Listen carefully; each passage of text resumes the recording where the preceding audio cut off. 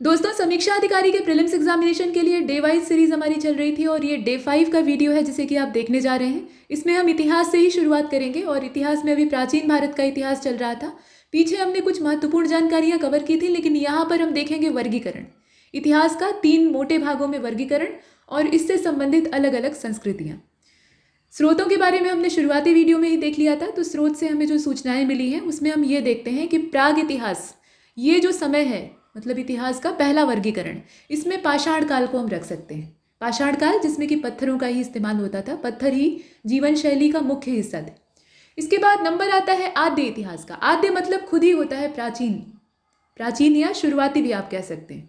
तो ये शुरुआती इतिहास है जो कि प्राग इतिहास से नया है, लेकिन बाकी जो तत्कालीन इतिहास हमारा है उससे पुराना है। सैंधव सभ्यता और वैदिक सभ्यता इसी श्रेणी में आते हैं, मतलब आद्य इतिहास की ही कैटेगरी में उनको डाला गया है।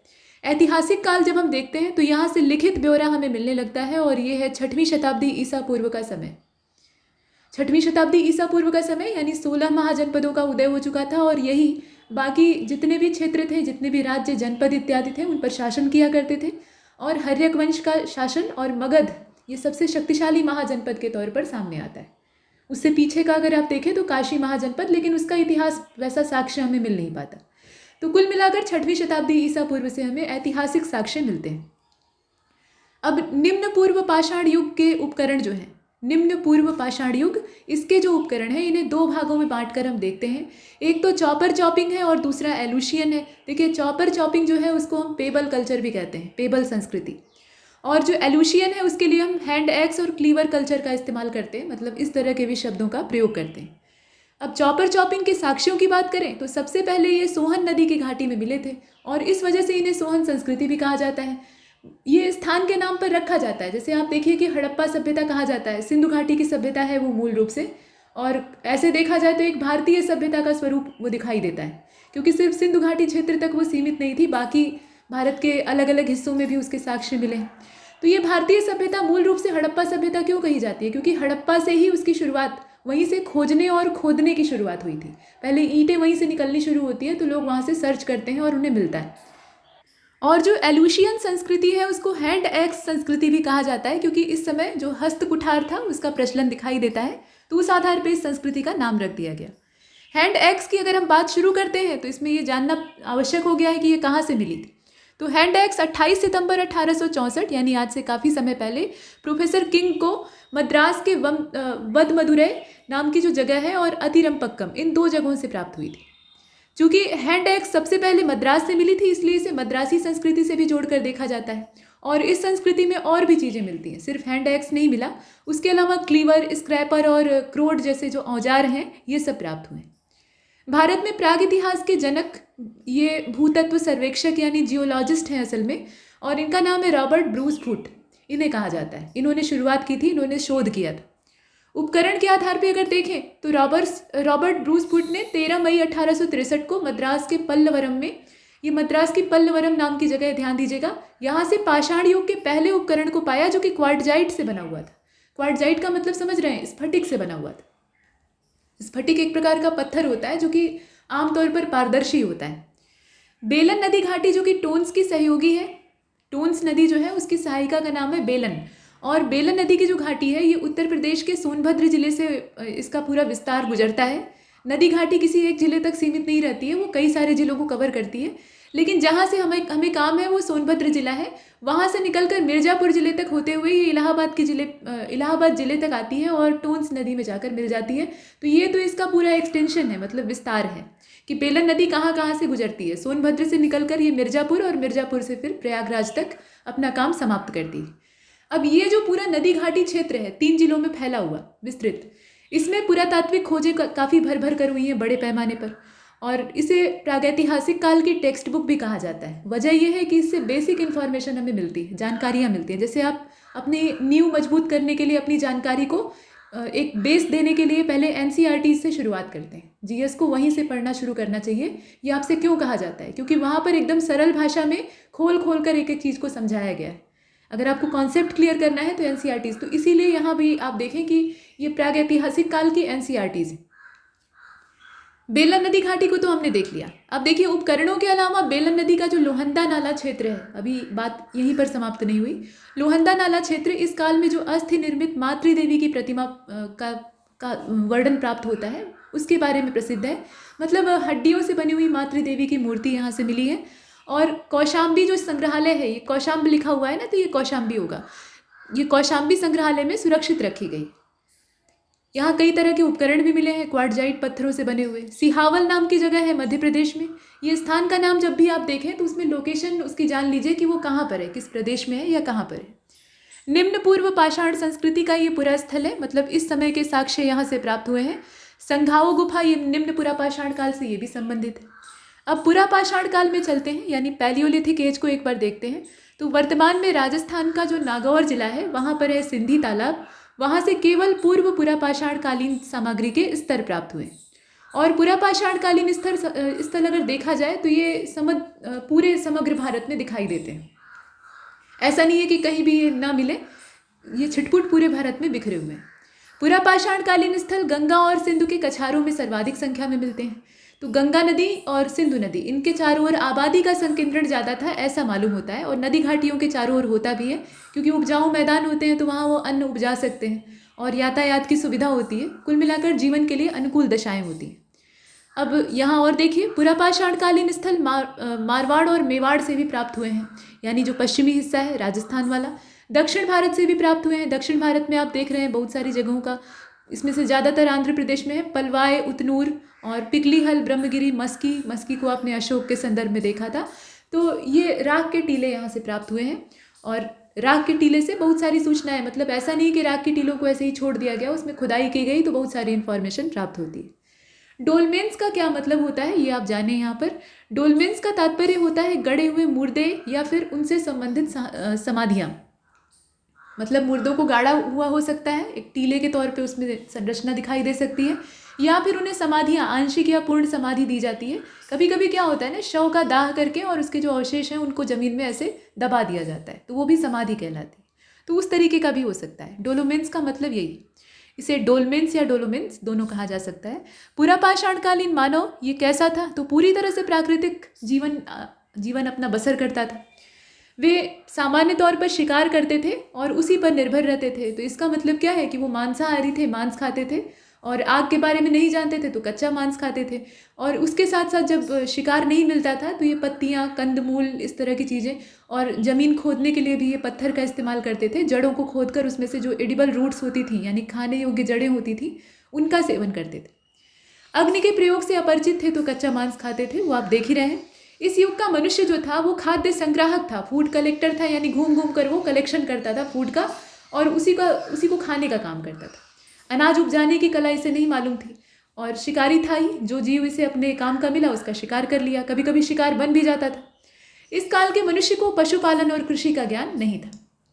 इस काल में तापमान में बहुत ज़्यादा कमी आती है। पृथ्वी भी अपने हिसाब से अपनी संरचना को बैलेंस करती रहती है, तो टेम्परेचर हमेशा एक जैसा नहीं होता है। जैसे इस समय हम गर्मी से परेशान हैं, तो उसी तरह से उस समय टेम्परेचर में कमी आ रही थी। और महाराष्ट्र में नेवासा के निकट मध्यपुरा पाषाण काल के उद्योग और निवास के साक्ष्य मिले हैं। मध्यपुरा पाषाण काल में क्वार्टजाइट पत्थरों के स्थान पे जैस्पर, चर्ट, फ्लिंट, इस तरह के जो पत्थर हैं नए नए प्रकार के, वो इस्तेमाल होने लगे थे। तो समय बदलने के साथ साथ नई चीज़ों के बारे में इंसान जानता है और उनको अपने इस्तेमाल में ले आता है। अब देखिए इस समय उद्योग क्या होता था, तो मुख्य रूप से शुल्क से बनी हुई, ये शुल्क नहीं है असल में शल्क है, ठीक है, शल्क से बनी हुई वस्तुओं का इस्तेमाल होता था। और इस समय के मुख्य औजार कौन कौन से थे ये ध्यान दीजिएगा। इसमें फलक वाले, जैसे चाकू है तो चाकू में आप जो काटने वाला हिस्सा इस्तेमाल करते हैं जो धारदार होता है उसको फलक कहा जाता है। तो उस तरह के धारदार फलक, और वेदनी जिससे कि वेधा जा सके, छेदनी जिससे कि छेद बनाया जा सके और जिससे खरोचा जा सके, ऐसी खुरचनी जैसे औजार इस्तेमाल होते थे। और इन सब का प्रयोग कैसे होता था, जानवर को मारते थे तो उतना ही पर्याप्त नहीं था, जानवर को बेदनी या छेदनी से मार दिया कोंच कर, और उसके बाद उसकी खाल उतारने का काम होता था। तो उसमें मांस को खुरच कर अलग करना होता था, तो खुरचनी का प्रयोग करते थे, जैसे आजकल छिलनी होती है। फलकों की बहुत ज़्यादा अधिकता है, फलक बहुत ज़्यादा पाए गए हैं, शिकार करने के उद्देश्य से ये ज़्यादा काम आते थे। तो इसीलिए इस समय को फलक संस्कृति भी कहा जाता है, उसकी भी संज्ञा दी गई। अब यहाँ लेवा लेवा तकनीक के बारे में कहा गया है, और ये लेवा लेवा तकनीक जो है इसमें फलक उपकरण बनाए जाते हैं, और इस तरह के उपकरण प्लीस्टोसीन भूगर्भीय युग की काफ़ी बड़ी विशेषता है, ये हम जानते हैं। भारत में मनुष्य का सबसे पहला साक्ष्य ये मध्य प्रदेश के पश्चिमी नर्मदा घाटी क्षेत्र से मिलता है, और मानव जैसे प्राणी यानी आरंभिक मनुष्य जिन्हें आप कह सकते हैं, जिनसे कि मनुष्य आज का जो मनुष्य है वो विकसित हुआ है, उन्हें होमोनिड कहा गया।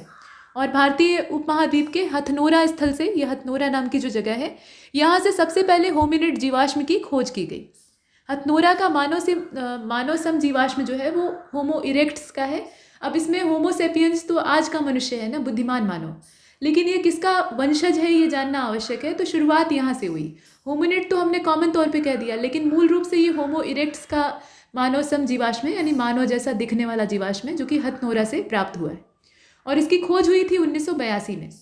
हथनोरा का मानव सम जीवाश्म जो है वो होमो इरेक्ट्स है। अच्छा, बलूचिस्तान जो पाकिस्तान वाला क्षेत्र है, वहाँ पर एक प्रसिद्ध पुरास्थल है जिसका नाम है मेहरगढ़। इसका नाम आपने सुना होगा, लेकिन लोकेशन जानते रहिए, बलूचिस्तान वाला हिस्सा है। यहाँ से पाषाण संस्कृति से लेकर, ध्यान से देखिएगा, पाषाण संस्कृति से लेकर हड़प्पा सभ्यता तक के सांस्कृतिक अवशेष प्राप्त हुए। इसका मतलब है कि यहाँ मनुष्य की आबादी बहुत लंबे समय से रहती आ रही थी। और पालतू भैंस का भी प्राचीनतम साक्ष्य प्राप्त हुआ है, ये मेहरगढ़ से ही प्राप्त हुआ है। अतिरमपक्कम ये जगह तमिलनाडु में है। पुरापाषाणकालीन स्थल पर एलुशियन औजारों के साथ साथ पशुपद चिन्ह के एक समुच्चय का साक्ष्य मिला है। मतलब जानवर जो थे उस समय झुंड में पाए जाते थे, या लोग झुंड में जानवरों का पालन करते थे, लेकिन ये पशुपालन का साक्ष्य बाद का है। पैसरा नाम की जगह बिहार में है, और यहाँ से झोपड़ियों के साक्ष्य मिले, यानी झोपड़ी बनाकर इंसान को रहने आ गया था। तो ये बाद वाली स्थिति है, शुरुआती नहीं है। पैसरा पाषाण युग का पूरा स्थल है, लेकिन झोपड़ियों के साक्ष्य मिले हैं। इसका मतलब है कि कुछ न कुछ ये बाद वाला ही समय है, क्योंकि पहले तो गुफा मानव हुआ करता था, जो कि गुफाओं में रहता था या इस तरह की खुली जगहों पर रहता था। और इसकी खोज विदुला जायसवाल ने की थी, और ये 1947 की बात। मध्य पाषाण काल को देखिए, मेसोलिथिक एज जिसे आप अंग्रेजी में कहते हैं। मेसोस का मतलब होता है मध्य, और लिथ का मतलब पीछे भी आपको बताया था, पर ये पत्थर से तात्पर्य होता है। अब यहाँ पर पाषाण और मध्य को आपने जोड़ा तो मध्य पाषाण। कुल मिलाकर ये नवपाषाण काल और पुरापाषाण काल के बीच की ट्रांजिशन स्टेट है। मतलब इसमें दोनों के ही कुछ न कुछ गुण पाए जाते हैं। मनुष्य अभी पुरानी गतिविधियों को छोड़कर नई चीज़ों को अपना रहा था, नई चीज़ों को सीख रहा था, लेकिन पूरी तरह से उसमें नवोन्मेषी प्रक्रियाएं चालू नहीं हुई थी। ऐसा नहीं था कि वो एकदम नए जमाने का हो गया था। तो परिवर्तन जारी था, और ये परिवर्तन का दौर है।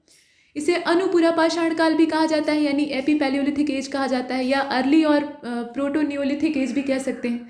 तो इस तरह की बहुत सारी इसकी यहाँ पे संभावनाएं हैं। संक्रमण काल कहते ही है, ट्रांजिशनल फेज। अब यहाँ आप देखें कि मध्य पाषाण काल के बारे में जानकारी मिलती है 1867 में पहली बार, और सीएल कार्लाइल ये जो इतिहासकार हैं, इन्होंने विंध्य क्षेत्र में एक पाषाण उपकरण खोजा था, जो कि लघु पाषाण उपकरण था। साथ में मनुष्य के अस्थि पंजर, ये सबसे पहले मध्य पाषाण काल से ही प्राप्त होते हैं, उससे पीछे वाले नहीं प्राप्त होते। सूक्ष्माश्म, सूक्ष्माश्म का मतलब क्या? छोटे छोटे पत्थर। अश्म मतलब होता है पत्थर, सूक्ष्म मतलब छोटा। तो छोटे छोटे पत्थर ये मध्य पाषाण काल से संबंधित है। मोटे तौर पे आप ऐसे समझिए कि किसी चीज़ का जब आप इस्तेमाल करना एकदम शुरुआती दौर में सीखते हैं, तो आपके अंदर उतना सुघड़ता नहीं होती है, उतनी बारीकी नहीं होती है। जैसे मान लीजिए आप गाड़ी चलाना सीख रहे हैं, कार चलाना सीख रहे हैं, और ड्राइविंग स्कूल से आपने अपना ट्रेनिंग लिया, तो शुरुआत में आप कच्चे होते हैं, तो एकदम से जो भीड़ भाड़ से रहित सड़कें होती हैं, खाली सड़कें होती हैं, वहाँ पर पहले अपना ट्रायल लेते हैं, क्योंकि आप ऐसी भीड़ भाड़ ट्रैफिक में जाएंगे तो भिड़ जाएंगे। बाद में धीरे धीरे आपका हाथ साफ होने लगता है और आप एक कुशल ड्राइवर बन जाते हैं। तो वही चीज़ मनुष्य के साथ भी थी, वो सीख रहा था, जीवन शैली के नए नए तरीके सीख रहा था। तो उसमें भद्दापन और अनगढ़पना जो था वो शुरुआती दौर में यानी पूरा पाषाण काल में दिखता है। अब धीरे धीरे करके उसकी सारी चीज़ों में बारीकी सुघड़ता आने लगती है। जो औजार पहले भद्दे बेडौल ऐसे बिना सूल साल के होते थे, तो अब सुघड़ होने लगे थे, मतलब आकार में छोटे और ज़्यादा तेज, जिनसे कि बारीकी से शिकार किया जा सके, तो ऐसे होने लगे थे। वही चीज़ यहाँ दी हुई है। अच्छा, लंघनाज में 14 मानव कंकाल मिले हैं। लंघनाज गुजरात में है जगह, आप देखिए। और मध्य पाषाण कालीन स्थल है महदहा। ये महदहा प्रतापगढ़ में पड़ेगा, जो कि इलाहाबाद का पड़ोसी जिला है, मतलब उत्तर प्रदेश की बात हो रही है। और यहाँ से हड्डी और सींग से निर्मित उपकरण प्राप्त हुए हैं। डॉक्टर जयप्रकाश नारायण के द्वारा एक किताब लिखी गई है, और किताब का नाम है पुरातत्व विमर्श। अब ये जो पुरातत्व विमर्श नाम की बुक है, इसमें महदहा, सराय नाहर राय और दमदमा, ये जो 3 जगह हैं ना, इनके नाम आपने हजारों बार देखे होंगे। तो तीनों ही स्थलों से हड्डी के उपकरण, आभूषण, इन सब के पाए जाने का उल्लेख प्राप्त होता है। लोग आभूषण भी पहनते थे और आभूषण में वो जानवरों के दांत, सींग या हड्डियों का इस्तेमाल कर लेते थे। दमदमा से अभी और भी कुछ चीज़ें मिली हैं। 41 मानव शवाधान मिले हैं और मृग श्रृंग के मतलब मृग के सींग के, असल में श्रृंग मतलब सींग होता है, तो उसके छल्लों की माला के भी प्रमाण मिले। मतलब वो सींग को काटते थे बारीक हिस्सों में और उसके छल्ले को गले में माला की तरह से पहनते थे। शिकार करते थे, फिर हिरण का मांस तो खा लिया, उसकी हड्डी और सींग का क्या करना है, तो उससे अपना सजावटी सामान बनाकर अपनी ख्वाहिशें पूरी करते थे। तो वो सब जो सामान है यानी प्रमाण है वो मिला हुआ है। अब 41 मानव शवाधान मिले हैं दमदमा से। दमदमा है कहाँ पे, तो ये भी प्रतापगढ़ जिले से ही संबंधित मध्य पाषाणकालीन स्थल है। सराय नाहर राय से एक ऐसी समाधि मिली है जिसमें कि 4 मानव कंकालों को एक साथ दफनाया गया है। अब 4 जने को एक साथ दफनाने का क्या औचित्य हो सकता है, इसके पीछे क्या कारण हो सकता है? चारों की मृत्यु लगभग एक ही समय पर या आसपास ही हुई होगी, तभी ने एक साथ दफनाया गया। तो ये भी हो सकता है कि किसी महामारी का शिकार होकर वो इस तरह से मरे हों, ये संभावना, मतलब एक ही बीमारी से ग्रस्त होकर चारों मर गए, फिर चारों को खोद कर एक ही जगह गाड़ दिया, ऐसा भी हो सकता है। तो ये सब कयास हैं, सिर्फ कोई बताने वाला नहीं है। देखिए, प्रतापगढ़ उत्तर प्रदेश में है, ये तो आप जानते ही हैं। यहाँ से मध्य पाषाणकालीन जो दमदमा नाम का स्थल है, वहाँ से हाथी दांत का लटकन और हड्डियों से बने हुए अनेक औजार प्राप्त हुए हैं। लटकन का मतलब समझ रहे हैं? लटकन का मतलब यहाँ पर खूंटी से तात्पर्य है। जैसे आप कपड़ा टांगने के लिए खूंटी का इस्तेमाल करते हैं ना, दीवारों में लगी रहती है, उस पर आप, आजकल तो हैंगर का ज़माना है, या आप अपनी जो वार्डरोब होती है उसमें लगाते हैं, लेकिन पहले के समय में दीवार पे खूंटियाँ होती थी लकड़ी की मोटी मोटी, और उसी में लोग टांगने का काम करते थे। तो वैसा हाथी दांत का अकुसा बना हुआ मिला है। हाथी का दांत वैसे भी मुड़ा हुआ होता है, तो उससे ये काम करते थे। और देखिए, पशुपालन की शुरुआत ये मध्य पाषाण काल से ही होती है। मनुष्य ने अब पशुओं को सिर्फ मार कर खाना नहीं सीखा, बल्कि पालतू बनाना भी शुरू किया। उसने देखा कि कुछ जानवर ऐसे हैं, सब नहीं, कुछ जानवर ऐसे हैं जिन्हें कि डोमेस्टिकेटेड किया जा सकता है, यानी उन्हें पालतू बनाया जा सकता है। और पशुपालन के साक्ष्य मिलते हैं भारत में आदमगढ़ से, होशंगाबाद मध्य प्रदेश की ये लोकेशन है। इसके साथ बागौर से भी ये सूचनाएं मिलती हैं, भीलवाड़ा राजस्थान। इन दोनों जगहों से हमें पशुपालन के साक्ष्य मिलते हैं, तो 2 जगहों को आप अच्छी तरीके से याद रखेंगे। मध्य प्रदेश के रायसेन जिले में स्थित है भीमबेटका गुफाओं की चर्चा हमने पिछले लेक्चर में की थी। यहाँ से प्रागैतिहासिक शैल चित्र मिले हुए हैं और ये गुफाएं जो है, इनमें चित्रकला के बेजोड़ नमूने दिखाई देते हैं। मतलब उस समय का मनुष्य भी चित्रकारी किया करता था, भले ही बहुत सधी हुई चित्रकारी नहीं थी, लेकिन उससे बहुत कुछ जानने के लिए मिलता है। बागौर की अगर बात की जाए तो भारत का यह विशालतम मध्य पाषाणकालीन स्थल है। वास क्षेत्र यहाँ से प्राप्त हुआ है, यानी निवास स्थान, और ये राजस्थान में स्थित है, ये तो आप जानते ही हैं। अब कौन कौन से पशुओं को पालतू बनाया ये जानना आवश्यक है। तो बैल, भेड़, बकरी, सुअर, ये सब करीब 5000 ईसा पूर्व से ही पालतू रहे हैं, यानी एक लंबे समय से, हजारों सालों से मनुष्य इन्हें पालता आया है और इनसे मांस, दूध ये सब प्राप्त करता रहा है। अब 1968 से लेकर 1970 का जो पूरा समय था, इसमें वीएन मिश्रा के द्वारा काफ़ी खुदाई की जाती है और उससे नई नई चीज़ें सामने आती हैं। कुछ चीज़ें जो सामने आई थी उसमें से महदहा, ये पट्टी प्रतापगढ़ वाला क्षेत्र है, ये मध्य पाषाणकालीन स्थल है। तो यहाँ जब खुदाई हुई तो यहाँ से बूचड़ खाना भी मिला, यानी पशुओं को सिर्फ पालते नहीं थे, बल्कि जो लाचार हो जाने वाले पशु थे या फिर ऐसे पशु जिनसे कि मांस प्राप्त किया जा सकता है, उनको सामूहिक रूप से काटने के लिए एक बूचड़ खाना होता था, यानी स्लाटर हाउस होता था। यहाँ तक तो हमने बात की ट्रांजिशनल फेज की, लेकिन अब इसके बाद जो नया जमाना था उस पाषाण युग में, तो वो था नवपाषाण काल। यहाँ पर आते आते इंसान थोड़ा एडवांस हो जाता है, और एडवांस होता है तो वो क्या करता है और कैसे करता है वो हम देखेंगे। ले मेजुरायर ने 1860 में उत्तर प्रदेश का जो इलाहाबाद है यानी प्रयागराज है, वहाँ पर टोंस नदी की घाटी है, तो आप जानते ही हैं, तो वहाँ से पालिशदार शेल्ट प्राप्त किया था। ये जो शेल्ट था, इस पर क्या था, पॉलिश्ड किया हुआ था, यानी पॉलिश करने की और रगड़ कर उसे साफ करने की जानकारी इंसान के पास थी। नवपाषाण काल की खोज ये घिसाईदार, चोंचदार, पॉलिशदार औजारों के उपयोग के तौर पे की जाती है। कहने का मतलब ये है, यहाँ पे पॉलिश और चोंच बताने का क्या मतलब है। चोंच का मतलब नुकीलापन, जैसे पक्षी की चोंच होती है ना ऐसे नुकीली, तो वैसे ही नुकीले औजार होते थे, इनकी मारक क्षमता ज़्यादा होती थी। भद्दे पेडौल औजार से आप किसी को पीट सकते हैं, लेकिन जान से मारने के लिए धारदार हथियार चाहिए होगा, ठीक है। तो धारदार ये होते थे और इनके ऊपर पॉलिश किया हुआ होता था, तो जल्दी ये खराब नहीं होते थे, इन्हें घिस के तीक्ष्ण बनाया जाता था। ये सब नवपाषाण काल से मिला है और उस समय तक इंसान जो है वो अच्छी चीज़ें बनाना सीख गया था। वर्तमान काल से अगर हम पीछे का समय देखें, पीछे के पन्ने उल्टे, तो करीब 80,000 से 1 लाख साल पुराने आधुनिक मनुष्य के अवशेष ये बोर्नियो की गुफा से प्राप्त हुए हैं। अब यहाँ पे पूरी दुनिया के संदर्भ में बात हो रही है। महगढ़ा ये नवपाषाणकालीन स्थल है और ये आपका विंध्य क्षेत्र में पड़ता है। यमुना नदी के किनारे इलाहाबाद शहर के दक्षिण में लगभग 70 किलोमीटर दूर ये स्थित है। वही महदहा की बात हो रही है। अब देखिए, राख के टीले दक्षिण भारत की नवपाषाणकालीन संस्कृति से संबंधित है। राख के टीले ये साउथ इंडिया में खूब मिले और इनका संबंध किससे है? जो नियोलिथिक एरा थी उससे है, यानी नवपाषाण काल से। प्राचीनतम चूल्हे का पुरातात्विक साक्ष्य आंध्र प्रदेश से मिला है, कुर्नूल जिले से, और बिलासुर ग्राम से ये प्राप्त हुआ है। मतलब कुर्नूल जिले में एक जगह है, गांव क्षेत्र है बिलासुर ग्राम, वहां से मिला है। विश्व के संदर्भ में अगर हम नवपाषाण काल की बात करें तो जब से साक्ष्य मिलता है तभी से हम यकीन करते हैं कि ये उतना ही पुराना हो सकता है।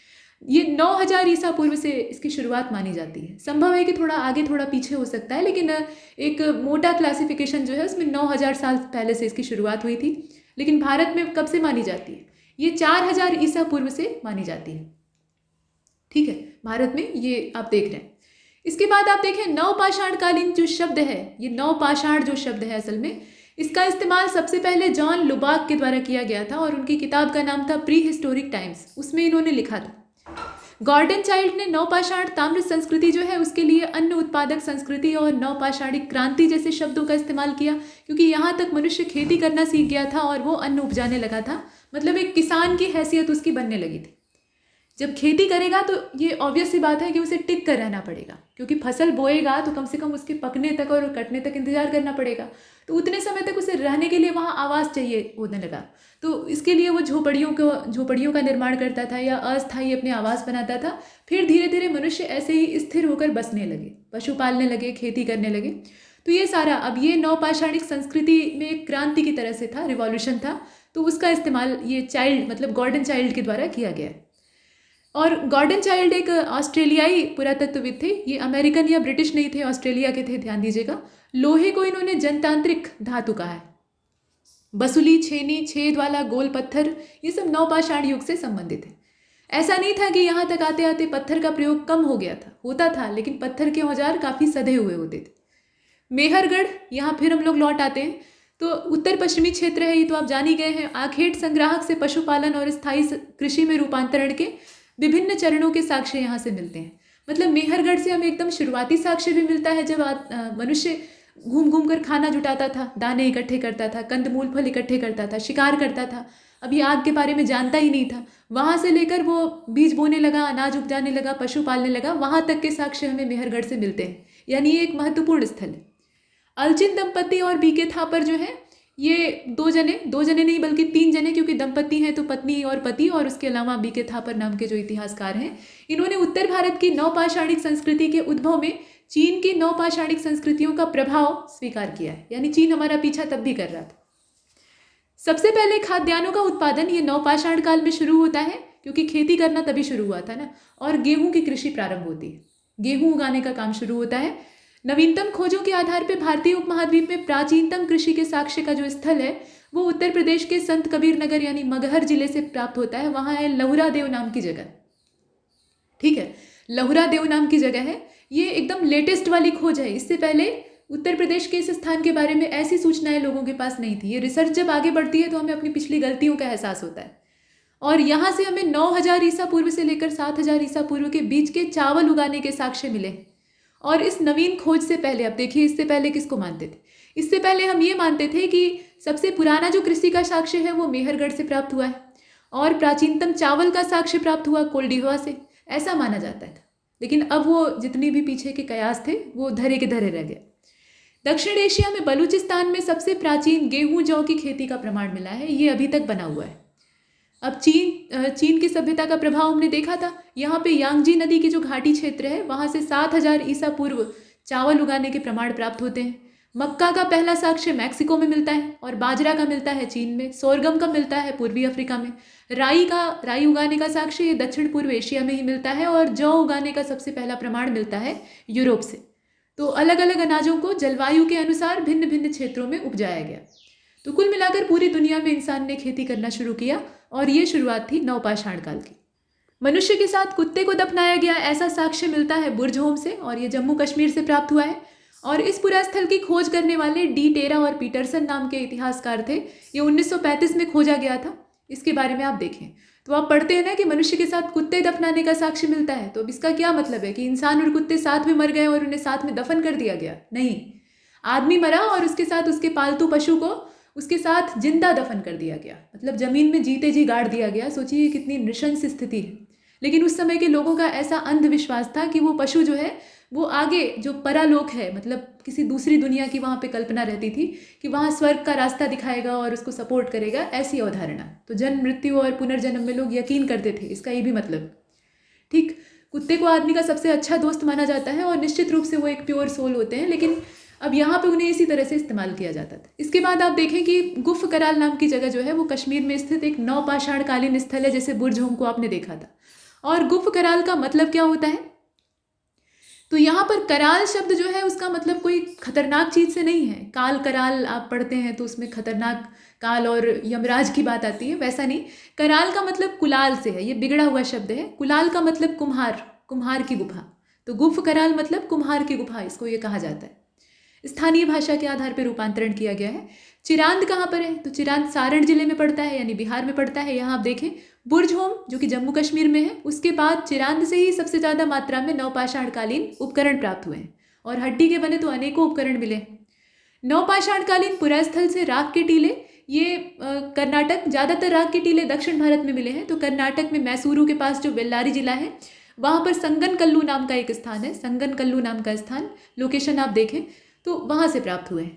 और पिकली हल से भी राख के टीले मिले हैं। आग का उपयोग नवपाषाण काल की महत्वपूर्ण उपलब्धियां थी। राख के टीले मिलने का मतलब ये ना कि आग जलाकर वहाँ पर कुछ न कुछ काम किया करते थे या अग्निकांड हुआ था, ऐसा भी जो साक्ष्य है वो कहीं कहीं दिखाई देता है, क्योंकि आग जब जलाएंगे तो दुर्घटनाएं होने की भी संभावना उतनी ही है। धातुओं में सबसे पहले तांबे का इस्तेमाल हुआ था और ताम्रपाषाणिक शब्द का मतलब ही यही है कि तांबा और पाषाण दोनों को मिलाकर एक साथ इस्तेमाल किया जाता था। क्योंकि धातु जो है वो पत्थर की तुलना में आसानी से तराशी जा सकती है और उससे तीखे औजार डेवलप किए जा सकते हैं। तो तांबे और पत्थर को मिलाकर इन्होंने इस्तेमाल करना शुरू किया और इसीलिए ये ताम्रपाषाणिक समय था। अब इसमें ये बात है कि ताम्र युग की जो बस्तियाँ हैं, मतलब इस समय के जो बसावटें थी या नगर नियोजन था, उसमें दक्षिण पूर्वी राजस्थान, पश्चिमी मध्य प्रदेश, पश्चिमी महाराष्ट्र और दक्षिण पूर्वी भारत से हमें इसके प्रमाण मिलते हैं। दक्षिण पूर्वी राजस्थान में 2 पुरास्थलों की खुदाई हुई है, इसमें एक आहाड़ है और दूसरा गिलुंद है और ये पुरास्थल बनास घाटी में स्थित है। आहाड़ का प्राचीन नाम ताम्बवती था, ताम्रवती से बिगड़ा हुआ ये शब्द है ताम्बवती, यानी तांबे वाली जगह, यहाँ से तांबा मिलता था। आहाड़ के पास गिलुंद में मिट्टी की इमारत बनी हुई है और कहीं कहीं तो पक्की ईंटें लगी हुई हैं, यानी ईंट को पकाने का भी सहूर लोगों के पास था। गिलुंद से तांबे के टुकड़े मिले हैं, तो इससे ये जानकारी मिलती है कि यहाँ तांबे का प्रचुर इस्तेमाल होता था। भारत की मुख्य ताम्रयुगीन संस्कृतियों का अगर हम कालानुक्रम देखें तो उसमें कायथा पहले नंबर पर आएगा, उसके बाद फिर आहाड़, फिर मालवा और अंत में जोरवे। कायथा नाम की जगह उज्जैन में है, इसकी लोकेशन आप देखिए तो ये मध्य प्रदेश में पड़ेगा, उज्जैन में। आहाड़ की लोकेशन है राजस्थान में, उदयपुर जिला। मालवा भी मध्य प्रदेश का ही है, तो आप ऐसे भी जान सकते हैं। जोरवे कल्चर जो है ये महाराष्ट्र से संबंधित है, विशेष रूप से अहमदनगर वाला एरिया। और ताम्रपाषाण कालीन जो समय था उसमें वृत्ताकार गर्त गृहों की प्राप्ति ये आहाड़ स्थल से हुई है, यानी आहाड़ से हमें ये जो गर्त गृह हैं वो भी प्राप्त हुए हैं। जबकि आहाड़, गिलुंद और मरमी, इसके अतिरिक्त बालाथल, ये सब राजस्थान में स्थित मुख्य ताम्रपाषाणिक स्थल हैं। यहाँ से भी हमें ताम्रयुगीन सभ्यता के अवशेष प्राप्त हुए। पश्चिमी मध्य प्रदेश में आ जाइए, यहाँ पर मालवा, कायथा, एरण और नवादा टोली, ये सब महत्वपूर्ण स्थल हैं। नवादा टोली के बारे में कुछ और देखिए। मध्य प्रदेश का एक महत्वपूर्ण ताम्रयुगीन स्थल ये है जो कि इंदौर के पास में, और इसका उत्खनन कराने वाले व्यक्ति थे HD सांकलिया, इन्होंने इसे खुदवाया था। पश्चिमी महाराष्ट्र में जो पुरास्थल है उसमें आपने जोरवे को देखा था, उसके अलावा नेवासा, दैमाबाद है, ये सब अहमदनगर जिले में पड़ते हैं।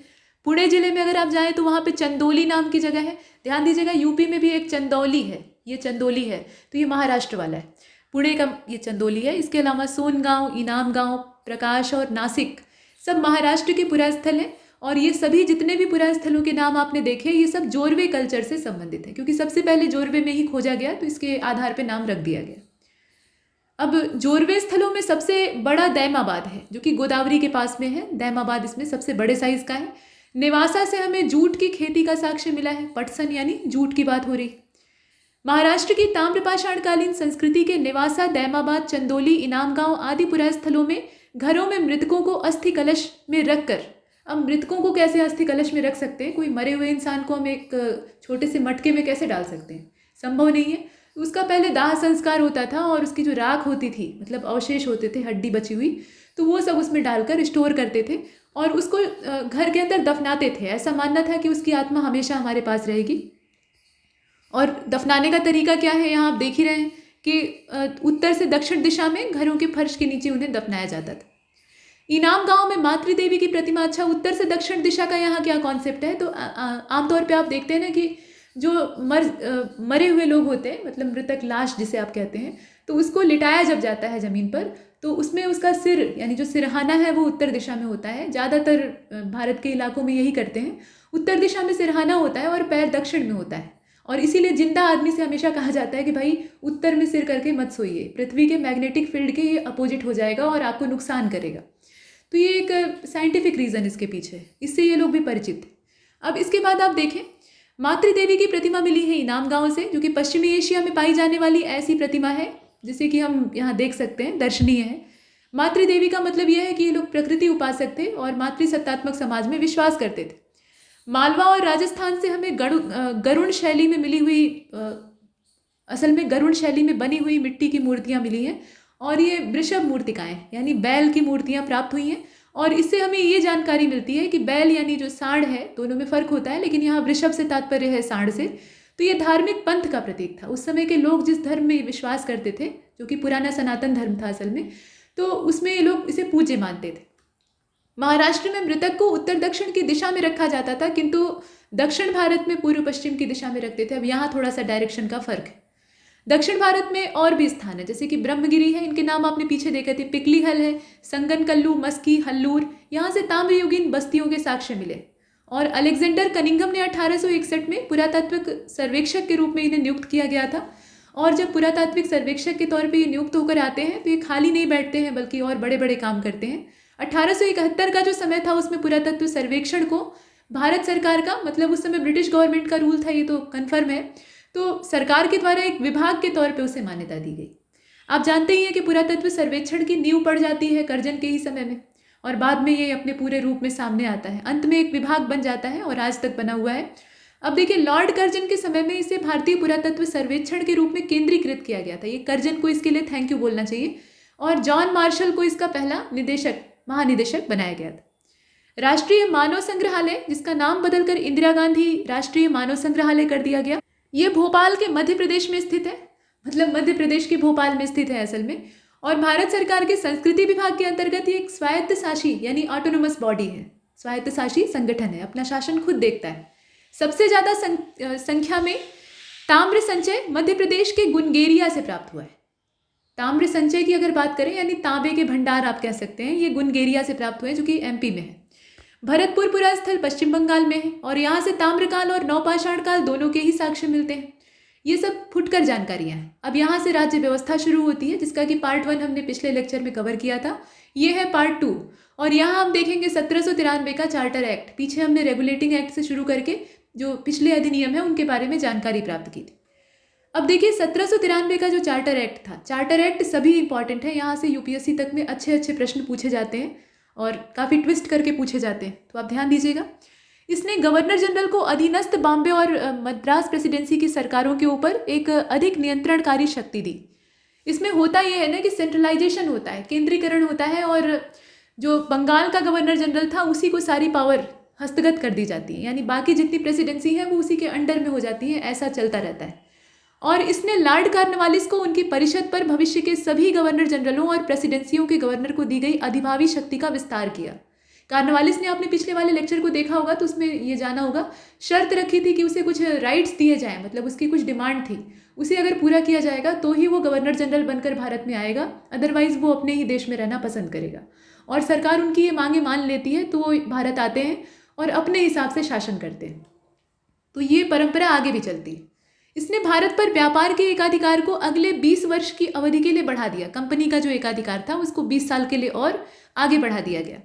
इसने कमांडर इन चीफ के गवर्नर जनरल काउंसिल के सदस्य होने की अनिवार्यता को समाप्त कर दिया, यानी वो बधा नहीं है, अनिवार्य उसके लिए नहीं है, बशर्ते कि उसे उसी रूप में नियुक्त किया गया हो, ये एक शर्त थी।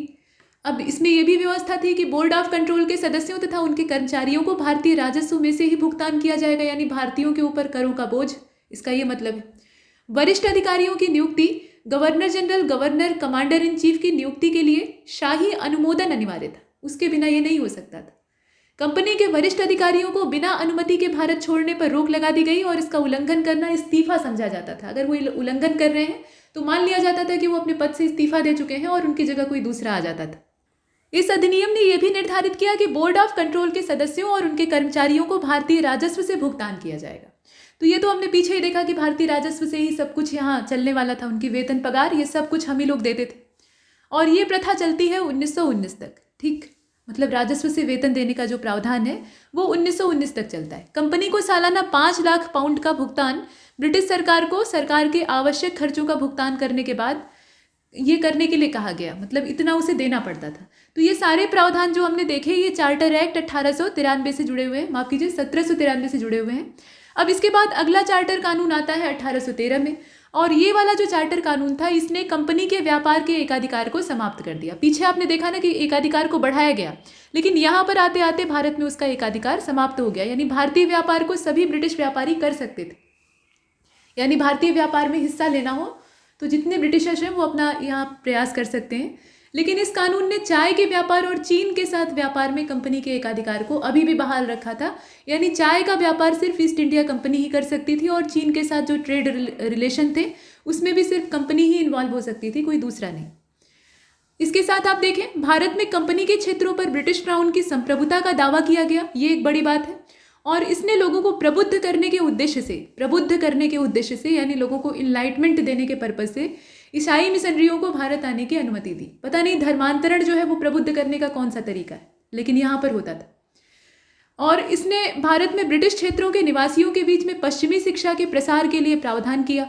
शिक्षित करने के पीछे ऐसा कोई अंग्रेजों का उद्देश्य भलाई वाला नहीं था कि वो पब्लिक वेलफेयर में काम कर रहे थे कि पढ़े लिखे लोग रहेंगे तो अपना भला सोचेंगे। वो अपने लिए उन्हें यूज़ करने वाले थे, पढ़ाएं लिखाएंगे, पश्चिमी शिक्षा देंगे और फिर अपना गुलाम बनाएंगे, मानसिक गुलाम। इस अधिनियम ने भारतीय साहित्य के पुनर्जन्म और विज्ञान की उन्नति के साथ साथ भारतीयों के ही नियंत्रण में उनकी शिक्षा हेतु अधिक जिम्मेदारी के लिए वित्तीय अनुदान की मांग की थी। ये एक महत्वपूर्ण तथ्य है, ध्यान दीजिएगा। और इसके लिए 1 लाख रुपए के अलग से व्यय करने का निर्णय लिया गया था। ये वाला ना, ये फैक्ट पूछा जाता है कि ऐसा किस चार्टर एक्ट में किया गया। यह शिक्षा हेतु सरकार की जिम्मेदारी के सिद्धांत को स्वीकार करने की दिशा में पहला कदम था। तो शिक्षा के संबंध में यह पूछा जा सकता है, इस पॉइंट को जरा ध्यान से देखिएगा। इसके बाद अगला जो चार्टर एक्ट है वो आता है 1833 में, और पिछले अधिनियमों के तहत जितने भी कानून बनाए गए थे उनको विनिमय कहा गया, या विनियम कह सकते हैं आप। इसमें अधिनियम के तहत, मतलब ये वाला जो एक्ट आता है इसमें क्या होता है, कानून जो अब आगे बनेंगे या बन रहे हैं उनको अधिनियम कहा जाएगा। पीछे के जो चार्टर एक्ट आते हैं या जो भी एक्ट पीछे के आते हैं उनके द्वारा जो कानून बने उनको विनियम कहा गया, ध्यान दीजिएगा। और इस अधिनियम के तहत अब जो कानून आगे बनेंगे या इसके बाद वाले जितने एक्ट आएंगे उनमें जो कानून बनेंगे उनको अधिनियम कहा जाएगा, ऐसा हो गया। कंपनी के क्षेत्र को कब्जे के लिए या कंपनी को क्षेत्र के कब्जे के लिए चार्टर एक्ट 1813 के तहत 20 साल का पट्टा दिया गया था और राजस्व संग्रह उसके आगे विस्तारित किया गया था। और चीन के साथ और चाय का व्यापार जो था उस पर एकाधिकार बनाकर रखा गया था। तो वो सब कुछ यहाँ पर ख़त्म कर दिया गया। और इस अधिनियम के तहत एक और अच्छी चीज़ होती है, मतलब अच्छी बात अंग्रेज़ों के हिसाब से, कि बंगाल के गवर्नर जनरल को भारत का गवर्नर जनरल बना दिया जाता है। और ऐसा बनने वाले लॉर्ड विलियम बेंटिंग पहले थे। सती प्रथा के निरोध के संबंध में हम इन्हें देखते हैं, तो ये पहले गवर्नर जनरल बने थे भारत के।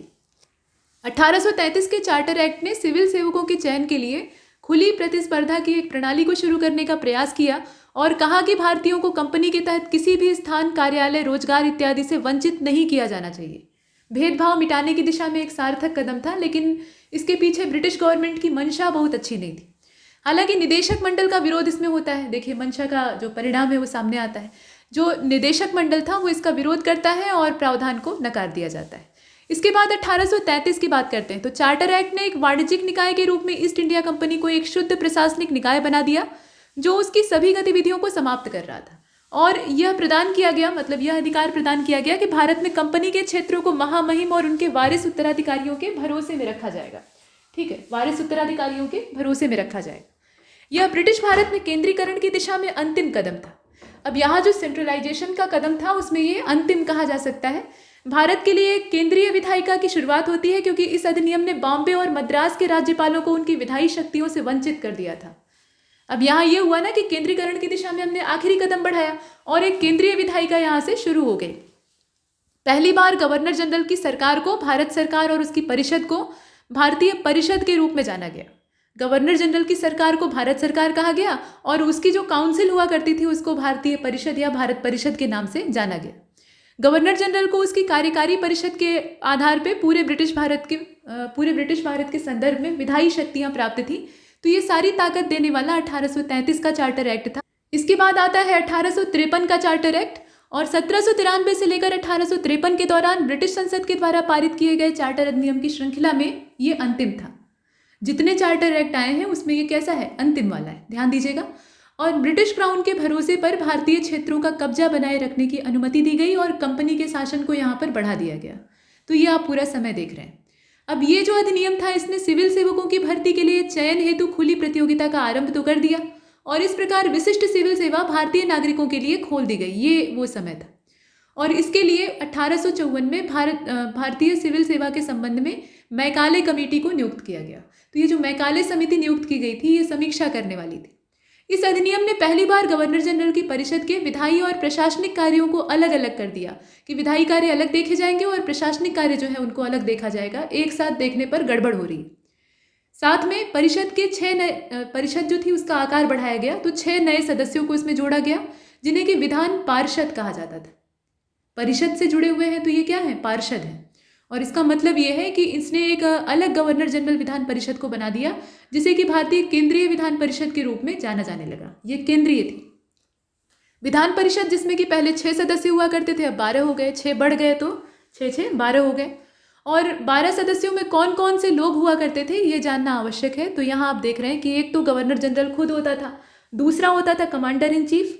गवर्नर जनरल की परिषद के 4 सदस्य भी इसमें होते थे। कलकत्ता के सर्वोच्च न्यायालय का जो मुख्य न्यायाधीश होता था वो व्यक्ति और एक नियमित कलकत्ता में सर्वोच्च न्यायालय के जो न्यायाधीश थे वो इसमें हुआ करते थे। साथ में बंगाल, बॉम्बे और मद्रास तथा उत्तर पश्चिमी प्रांतों की स्थानीय सरकार के द्वारा नियुक्त कम से कम 10 साल के कार्यकाल के साथ कंपनी के कर्मचारियों में से 4 प्रतिनिधि। तो इस प्रकार से कुल जोड़ बटोर कर ये 12 सदस्य हो जाते थे।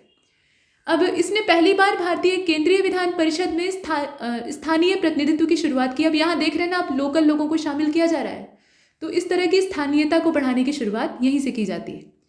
परिषद के 6 नए विधायी सदस्यों में 4 सदस्य मद्रास, बॉम्बे, बंगाल और आगरा की जो स्थानीय स्थिति थी, मतलब प्रांतीय आप कह सकते हैं सरकार, तो उसके द्वारा नियुक्त किए जाते थे।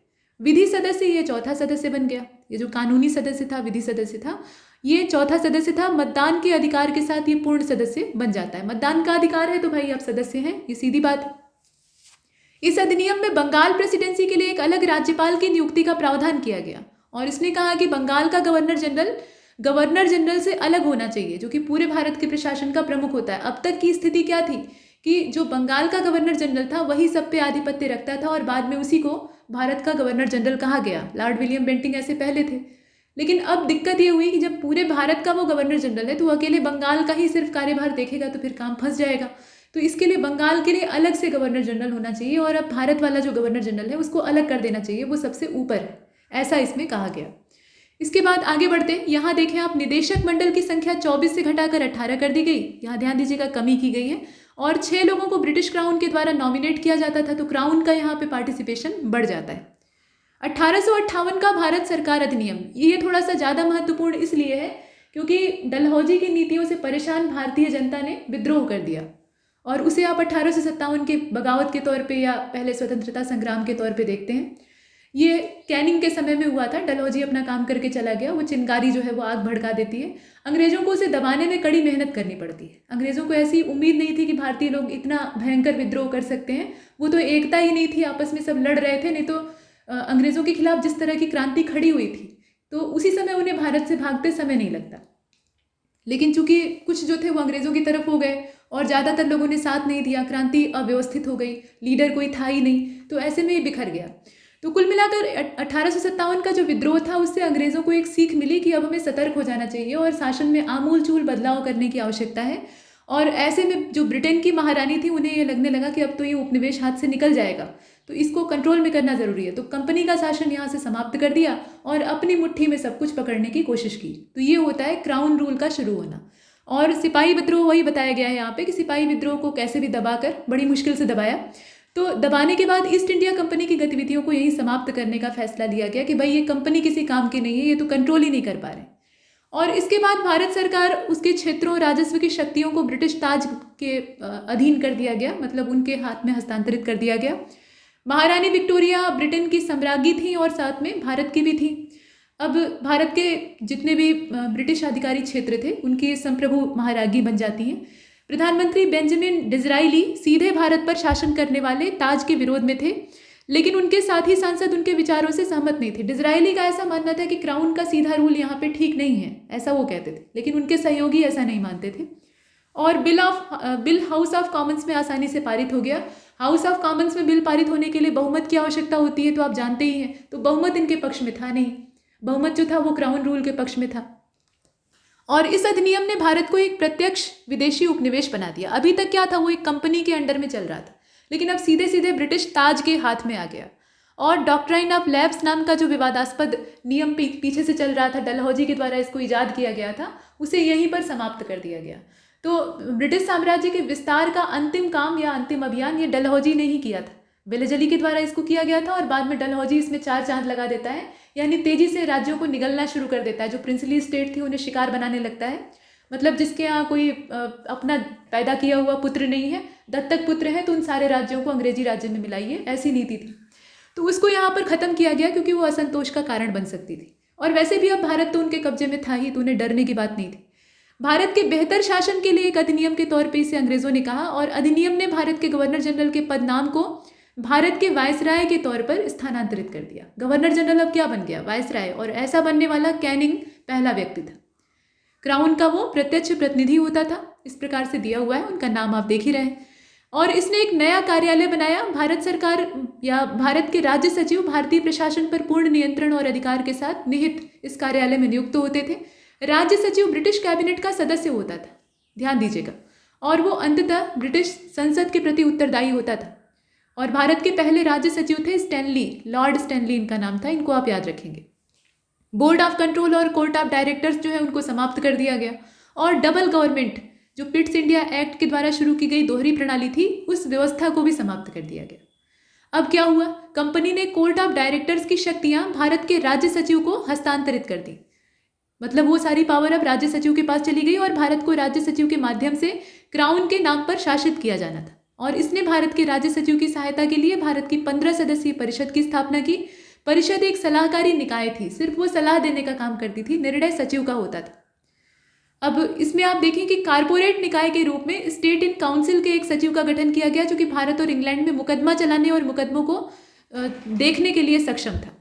देश में प्रशासन के लिए भारतीय सिविल सेवा की स्थापना की जानी थी। अब चूंकि ब्रिटिश क्राउन ने सीधा कंट्रोल करना शुरू कर दिया, तो अब जब सीधा कंट्रोल आपको करना है और आप खुद उसमें राजा बने हुए हैं, तो आपके रिप्रेजेंटेटिव ही यहाँ काम करेंगे। और रिप्रेजेंटेटिव निश्चित तौर पर वो आपके ब्यूरोक्रेट्स होंगे, यानी अधिकारी होंगे। तो उन अधिकारियों के लिए फिर आपको परीक्षा ऑर्गेनाइज करानी पड़ेगी। तो ये भारतीय सिविल सेवा, और इसमें भारतीयों की भी भर्ती होने का प्रावधान था। हालांकि भारतीयों के लिए तमाम मुश्किलें थी, उन्हें यथासंभव रोका जाता था घुसने से, तब भी वो घुस ही जाते थे। अब यहाँ आप देखें आगे, यह निर्णय किया गया कि शेष भारतीय राजकुमारों और प्रमुखों, जिनकी की संख्या 560 से भी ज़्यादा थी, देखें आप अच्छी संख्या है, इनको उनकी स्वतंत्र स्थिति प्राप्त होगी, बशर्ते कि वो ब्रिटिश आधिपत्य स्वीकारें। देखिए कितनी लोमड़ी वाली चाल इन्होंने चली थी। पहले क्या था कि डलहौजी जबरदस्ती दबा रहा था। डलहौजी इस मामले में बेवकूफ़ था, उसने बलपूर्वक काम लिया और इन्होंने छलपूर्वक लिया। थोड़ा सा लड्डू दिखाया ब्रिटिश जो प्रिंसली स्टेट थी उनको, कहा कि भाई जो पहले आपको डॉक्ट्राइन ऑफ लैप्स और इस तरह की गुलामी में जकड़ दिया गया था, आपके राज्यों को छीन लिया गया था, वो सब काम हम नहीं करेंगे। हम बड़े ही उदार इंसान हैं और हम आपको आपकी सारी चीज़ें लौटा देंगे, बशर्ते कि आप हमारे गुलाम बन जाइए। अब सोचिए, आपकी बात वही है, चाहे आप सीधे कान पकड़िए या घुमा कर पकड़िए, तो वो काम इन्होंने किया। 1858 के कानून का मुख्य उद्देश्य क्या था? तो प्रशासनिक मशीनरी को एक बार फिर से ठीक करना, जो कि एकदम से ध्वस्त हो गई थी, और इसके माध्यम से इंग्लैंड में भारतीय सरकार का अधीक्षण और नियंत्रण ये अच्छे ढंग से हो सकता था। कहने का मतलब ये है कि इंग्लैंड का सीधा नियंत्रण भारत के शासन पर हो सकता था। ये चीज़ है। और भारत में जो शासन प्रणाली थी उसमें कोई खास परिवर्तन नहीं किया गया। अब 1861 में एक परिषद अधिनियम आता है, भारतीय परिषद अधिनियम, और यह ब्रिटिश संसद का अधिनियम था। और इसमें गवर्नर जनरल की परिषद में काफ़ी बड़े बड़े बदलाव किए जाते हैं। यहाँ पर प्रशासनिक परिवर्तन हुए हैं। 5वां सदस्य एक जोड़ दिया जाता है और अब गृह, सैन्य, कानून, राजस्व और वित्त के लिए 5 सदस्य अलग निर्धारित किए गए। सार्वजनिक कार्यों के लिए 6वां सदस्य ये 1874 में जोड़ा गया, ध्यान दीजिएगा। और इसने भारतीयों के कानून बनाने की प्रक्रिया को, मतलब भारतीयों को कानून बनाने की प्रक्रिया से जोड़ने का काम किया और इस तरह से जो प्रतिनिधि संस्थाएं हैं वो शुरू होती हैं। ठीक है, कानून बनाने की शक्ति में कुछ हद तक भारतीयों का अपना योगदान हो सकता था, लेकिन वो सीमित था। और यह प्रदान किया गया कि वायसराय को कुछ भारतीयों को अपनी विस्तारित परिषद के गैर सरकारी सदस्यों के रूप में नामित करना चाहिए। भले ही भारतीयों को नामांकित किया गया, लेकिन भारतीयों को शामिल करने का कोई वैधानिक प्रावधान नहीं था। ये गैर सरकारी के तौर पर शामिल होते थे, मतलब जब मन किया तब बाहर उठाकर फेंक दिया और इनकी राय का कोई विशेष महत्व भी नहीं होता था। ये भी एक बात। गवर्नर जनरल की परिषद को विधायी उद्देश्यों के लिए बढ़ा दिया गया। 6 और 12 अतिरिक्त सदस्यों, यानी गवर्नर जनरल के द्वारा जो नॉमिनेट होते थे, उनके बीच में से होना था और 2 साल की अवधि के लिए इन्हें नियुक्त किया गया। तो ये तो इनकी अपना टाइम लिमिट है, टेन्योर है, जिसे कि आप देख रहे हैं। बड़ी बात यह है कि इनमें से कम आधे अतिरिक्त सदस्यों को गैर सरकारी यानी ब्रिटिश या भारतीय होना था। मतलब वो सरकारी नहीं थे। अब वो ब्रिटिश भी हो सकते हैं, भारतीय भी हो सकते हैं। अब यहाँ आप देखें, इनके जो कार्य थे वो सिर्फ विधायी उपाय बताने तक ही सीमित थे। वही सलाह देने वाला काम था, मानना ना मानना अंग्रेजों की मर्जी। अब लॉर्ड कैनिंग ने 3 भारतीयों, 1862 में ये काम होता है, 3 भारतीयों, बनारस के राजा, पटियाला के राजा और सर दिनकर राव, इनको विधान परिषद में मनोनीत किया।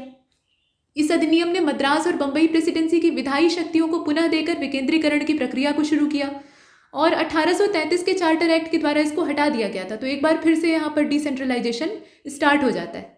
और इस अधिनियम ने रेगुलेटिंग एक्ट, जो 1773 का सबसे शुरुआती बेसिक अधिनियम था, उसके द्वारा जो सेंट्रलाइजेशन की प्रवृत्ति शुरू की थी उसको उलट दिया।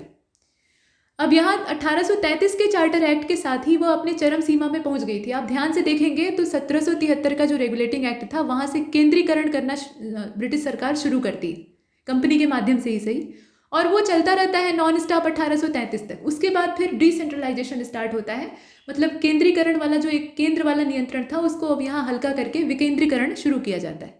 और इस विधायी विकास की नीति के कारण 1937 तक प्रांतों को संपूर्ण आंतरिक स्वायत्तता प्राप्त हो गई। हालांकि किसी भी मजबूत साम्राज्य के लिए ये जहर होता है। सेंट्रलाइज एडमिनिस्ट्रेशन ही हमेशा अच्छा माना जाता है। हो सकता है कि वो कुछ निरंकुश हो, लेकिन उसके अंदर अच्छाई ये होती है कि वो लंबे समय तक टिक सकता है, टिकाऊ होता है।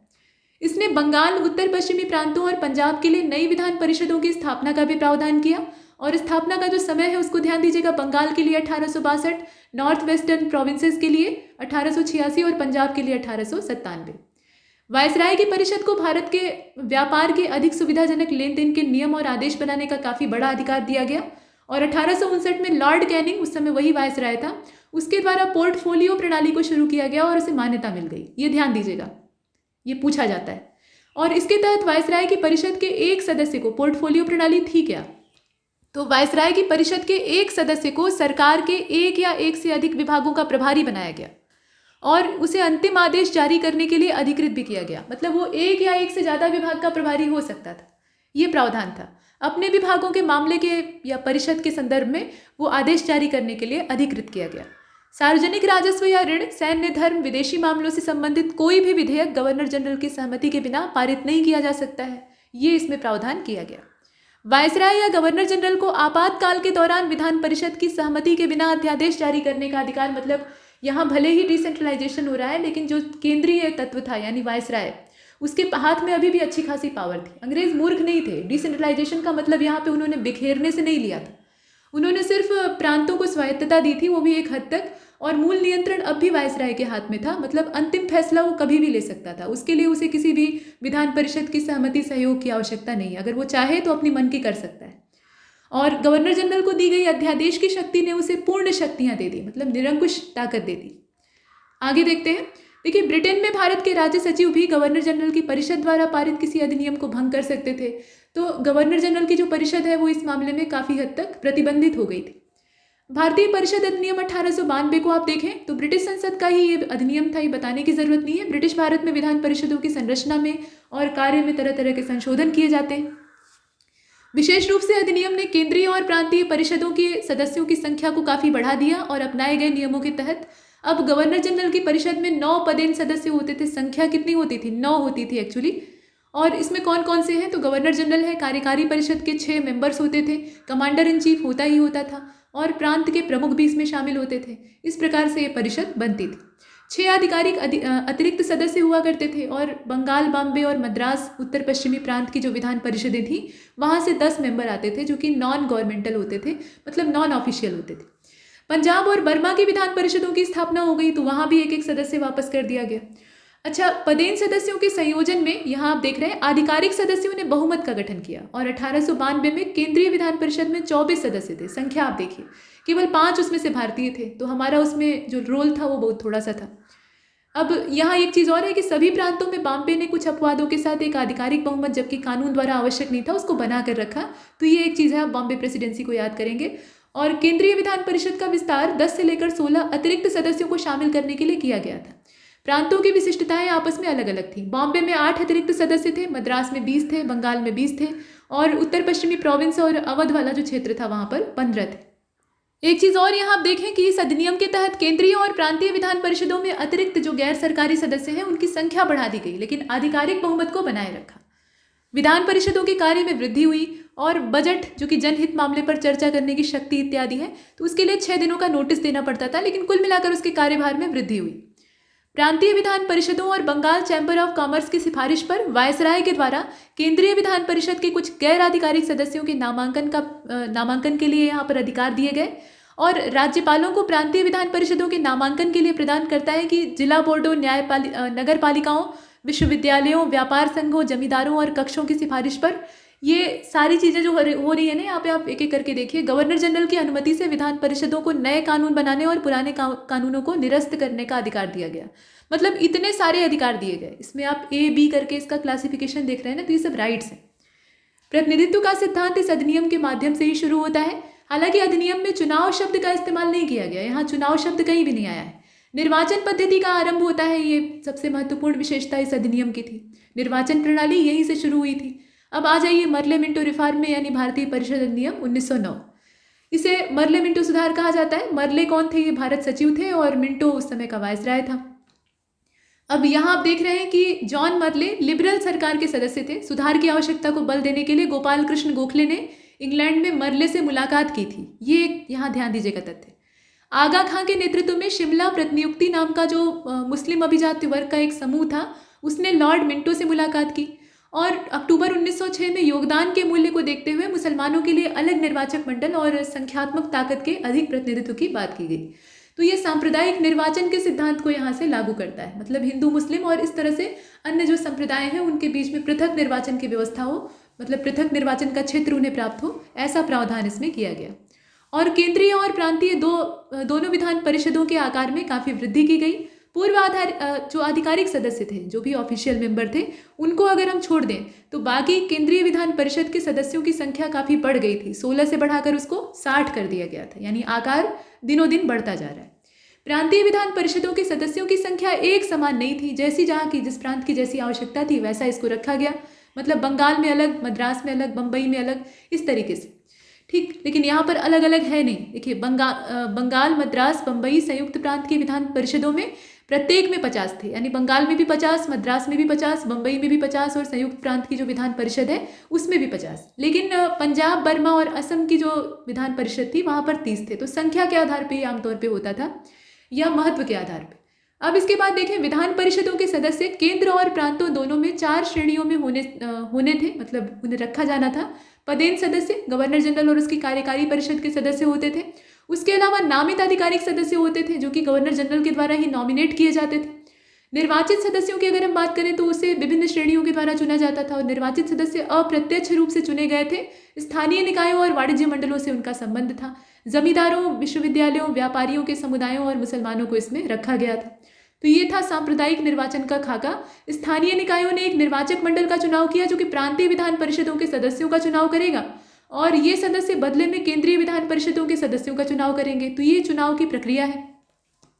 केंद्रीय विधान परिषद में आधिकारिक बहुमत को बरकरार रखा, लेकिन प्रांतीय विधान परिषद के गैर सरकारी जो बहुमत है उसको अनुमति दे दी। कुल मिलाकर बात ये होती है कि प्रांतीय परिषदों में एक गैर निर्वाचित बहुमत था, क्योंकि जो कुछ उसमें से गैर सरकारी सदस्य थे उनको मनोनीत किया गया था, तो ये आवश्यक हो गया था। इसने दोनों स्तरों पर विधान परिषद के विचार विमर्श के कार्यों को बढ़ा दिया। उदाहरण के लिए सदस्यों को पूरक प्रश्न पूछने, बजट पर प्रस्ताव पेश करने इत्यादि की परमिशन थी। विदेश नीति या रियासतों के साथ संबंधों पर किसी तरह की चर्चा की अनुमति नहीं थी। विदेशी मामले अभी भी वो ऑथोराइज थे, मतलब उनको सभी लोग नहीं देख सकते थे। इसने वायसराय और गवर्नरों की कार्यकारी परिषदों के साथ भारतीयों के जुड़ाव के लिए पहली बार प्रावधान किया। सत्येंद्र प्रसाद सिन्हा वायसराय की कार्यकारी परिषद में शामिल होने वाले पहले भारतीय बन गए थे, ये ध्यान दीजिएगा। और सत्येंद्र जी को विधि सदस्य के रूप में नॉमिनेट किया गया था। 2 भारतीयों को भारतीय मामलों के राज्य सचिव के परिषद में नॉमिनेट किया गया था। पृथक निर्वाचन मंडल की अवधारणा को स्वीकार करके मुसलमानों के लिए सांप्रदायिक प्रतिनिधित्व की प्रणाली को शुरू करने वाला मर्ले मिंटो रिफॉर्म था, और इसके तहत मुस्लिम सदस्यों को केवल मुस्लिम मतदाताओं के द्वारा ही चुना जा सकता था। ये देखिए, यहाँ पर फूट डालने वाली जो नीति है अंग्रेज़ों की वो शुरू हो जाती है, और उसे आप देख रहे हैं। मतलब अंग्रेज़ों को एक कमज़ोर नस चाहिए थी जो कि मिल गई थी। सांप्रदायिकता ये अपने देश में पहले से ही थी और उसका फ़ायदा इन्होंने उठाया। पहले बंगाल का विभाजन किया, वहाँ से मतभेद पैदा हुआ और वो खाई लगातार ये चौड़ी करते रहे। हम लोग बांटने की कोशिश करते रहे, वो चौड़ी करते रहे, और अंत में नतीजा ये निकलता है कि भारत के टुकड़े होते हैं। अब आगे आप देखें कि इसके तहत मुस्लिम सदस्यों को केवल जो मुस्लिम मतदाता थे वही चुन सकते थे, और अधिनियम ने सांप्रदायिकता को वैध कर दिया। और सांप्रदायिकता जैसी चीज़ को अगर आप वैलिड कर रहे हैं तो इसका मतलब है कि आप देश को जलाने की कोशिश कर रहे हैं, और बाद में हद यहाँ तक बढ़ जाती है कि वो दलितों के साथ भी ऐसा ही करने की कोशिश करते हैं। वो तो गांधी जी इतना लंबा अनशन करते हैं और बड़े पैमाने पर कुल मिलाकर विरोध होता है, उसमें गांधी जी अकेले नहीं थे, बाकी जो लीडर थे वो भी योगदान दे रहे थे। तो अंत में अम्बेडकर कहीं जाकर मान जाते हैं। बाबा साहेब अम्बेडकर और गांधी जी के बीच में यहाँ समझौता हो जाता है, तो अलग बात है, वो आगे की चीज़ है, उसको भी हम देखेंगे। यहाँ फिलहाल हम मर्ले मिंटो रिफॉर्म को देख रहे थे। तो सांप्रदायिकता को यहाँ वैध किया गया। लॉर्ड मिंटो को सांप्रदायिक मतदाताओं के पिता के रूप में जाना जाता है, और प्रेसिडेंसी निगमों, वाणिज्य मंडलों, विश्वविद्यालयों और जमींदारों के अलग प्रतिनिधित्व का भी प्रावधान किया गया। पहले इन्होंने क्या किया, धर्मों के बीच में फूट डाली ताकि देश टूटे, और उसके बाद इन्होंने हिंदू धर्म के अंदर जो वर्ण व्यवस्था उस समय बहुत प्रबल हो गई थी, यानी जो शूद्र वर्ण था उसका बहुत शोषण होता था, तो उसका फ़ायदा लिया। देखा कि शूद्रों में असंतोष है तो उन्हें भड़काने की कोशिश की, और शूद्रों में असंतोष इसलिए था क्योंकि उन्हें अम्बेडकर जैसा एक कुशल नायक मिल गया था, तो उन्हें कम से कम ये पता लगा कि उनके अधिकार क्या है, उन्हें कुचला जा रहा है, इसकी जानकारी उन्हें मिली, तो दमन से वो मुक्ति पाना चाहते थे। और इसीलिए वहाँ पे उनकी भावनाओं को उकसाने, उनकी भावनाओं का गलत फ़ायदा उठाने का काम अंग्रेज़ों ने किया। तो वो कम्युनल अवार्ड वाला सिस्टम आप देखते हैं, बाद में हालांकि वहाँ समस्या सुलझ जाती है। अब यहाँ से हम आगे चलेंगे और उत्तर प्रदेश में जो सामान्य ज्ञान की चीज़ें, 1 डिस्ट्रिक्ट 1 प्रोडक्ट, उसे देखेंगे। अभी देखिए ये अधिनियम वाला पूरा नहीं हुआ है। पॉलिटी में हम जब आगे देखेंगे ना, तो उसमें हम माउंटेग्यू, चेम्सफोर्ड रिफॉर्म और आगे के जितने अधिनियम हैं वो सब देखेंगे। फिलहाल 1 डिस्ट्रिक्ट 1 प्रोडक्ट में डिस्ट्रिक्ट प्रोडक्ट दिया हुआ है, चित्र भी बना है। तो आगरा में अगर आप जाएंगे तो वहाँ लेदर प्रोडक्ट जो है उसके लिए ODOP का इसको दर्जा मिला हुआ है। अमरोहा को म्यूजिकल इंस्ट्रूमेंट यानी वाद्य यंत्र के लिए, विशेष रूप से ढोलक के लिए। अलीगढ़ को ताले और हार्डवेयर दोनों के लिए। औरैया को दूध प्रसंस्करण और देसी घी के उत्पादन के लिए जाना जाता है। दूध प्रसंस्करण का मतलब यह है कि दुग्ध उत्पाद आप बना रहे हैं तो उसमें विशेष रूप से घी के उत्पादन के लिए। जौनपुर का ऊनी गलीचा है, ये दरी कही जाती है। और झांसी का सॉफ्ट टॉयज़ है। इसके अलावा कौशाम्बी का खाद्य प्रसंस्करण में बनाना, मतलब केले से संबंधित चीज़ें। कन्नौज का इत्र है ही है, वो आप जानते ही हैं। और आगे चलते हैं, देखिए आजमगढ़ की काली मिट्टी की कलाकृतियाँ हैं। कुशीनगर का केला फाइबर प्रोडक्ट है, केले के रेशे से बनने वाले तमाम चीज़ें, कपड़े बनते हैं। वस्त्र उत्पादन के लिए अम्बेडकर नगर, और एल्यूमिनियम के बर्तन के लिए कानपुर देहात। और अमेठी का मूंज उत्पादन है, ठीक है। मूंज से बनी हुई जो टोकरियाँ होती हैं काफ़ी खूबसूरत होती हैं, इन्हें बिनना एक अपने आप में कला है। इसके बाद कानपुर नगर का लेदर प्रोडक्ट है, चमड़ा उत्पादन। गुड़ के मामले में अयोध्या, और कासगंज की जरी जरदोजी, यहाँ आप देख रहे हैं। बदायूं का भी जरी जरदोजी, लेकिन दोनों की बनावट में फ़र्क है। ये ध्यान दीजिएगा कि जरी जरदोजी है तो दोनों के लिए एक कैसे हो सकता है, क्योंकि 1 डिस्ट्रिक्ट 1 प्रोडक्ट है, यानी एक जिले के लिए एक ही उत्पाद होगा। तो ऐसा नहीं है कि वहाँ उत्पाद समान है, बस जरी से दोनों बन रहे हैं तो इसलिए दोनों को जरी जरदोजी कहा गया, लेकिन दोनों की कलाकृति बनाने के तरीके में अंतर है। यहाँ आप देख रहे हैं लखीमपुर खीरी का ट्राइबल क्राफ्ट यानी जनजातीय शिल्प है, जनजातियों के द्वारा जो हैंडीक्राफ्ट की चीज़ें बनाई जाती हैं। बागपत का होम फर्निशिंग है। ललितपुर की जरी सिल्क साड़ी है। और बहराइच का गेहूं डंठल से बनने वाला प्रोडक्ट है, गेहूं के जो डंठल होते हैं उससे तमाम चीज़ें। लखनऊ की चिकनकारी और जरी जरदोजी यहाँ की भी है, लेकिन उसकी बनावट अलग है।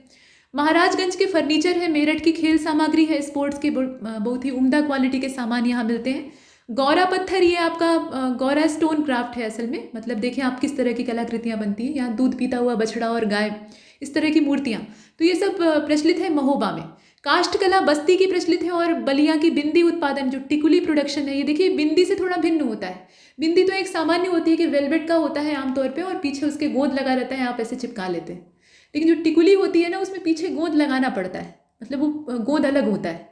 और टिकुली एक आभूषण की तरह से होती है, उसमें जेम स्टोन्स लगे हो सकते हैं या ऐसे स्टोन वर्क किया हुआ हो सकता है, वो ऐसे रखा रहता है और उसको आप ऐसे उठा के अपने माथे पे चिपकाएंगे और गोंद का इस्तेमाल करेंगे। टिकुली का मतलब ये होता है, ठोस होती है, तो उसके लिए बलियाँ। बलरामपुर में खाद्य प्रसंस्करण के लिए ये भी प्रसिद्ध है, लेकिन दालों के मामले में बलरामपुर की दाल, और मिर्ज़ापुर का कालीन, लेकिन कालीन की बनावट अलग अलग है। मैनपुरी का तारकशी, तारकशी मतलब तार से यहाँ पे कलाकृतियाँ उकेरी जाती हैं, कढ़ाई।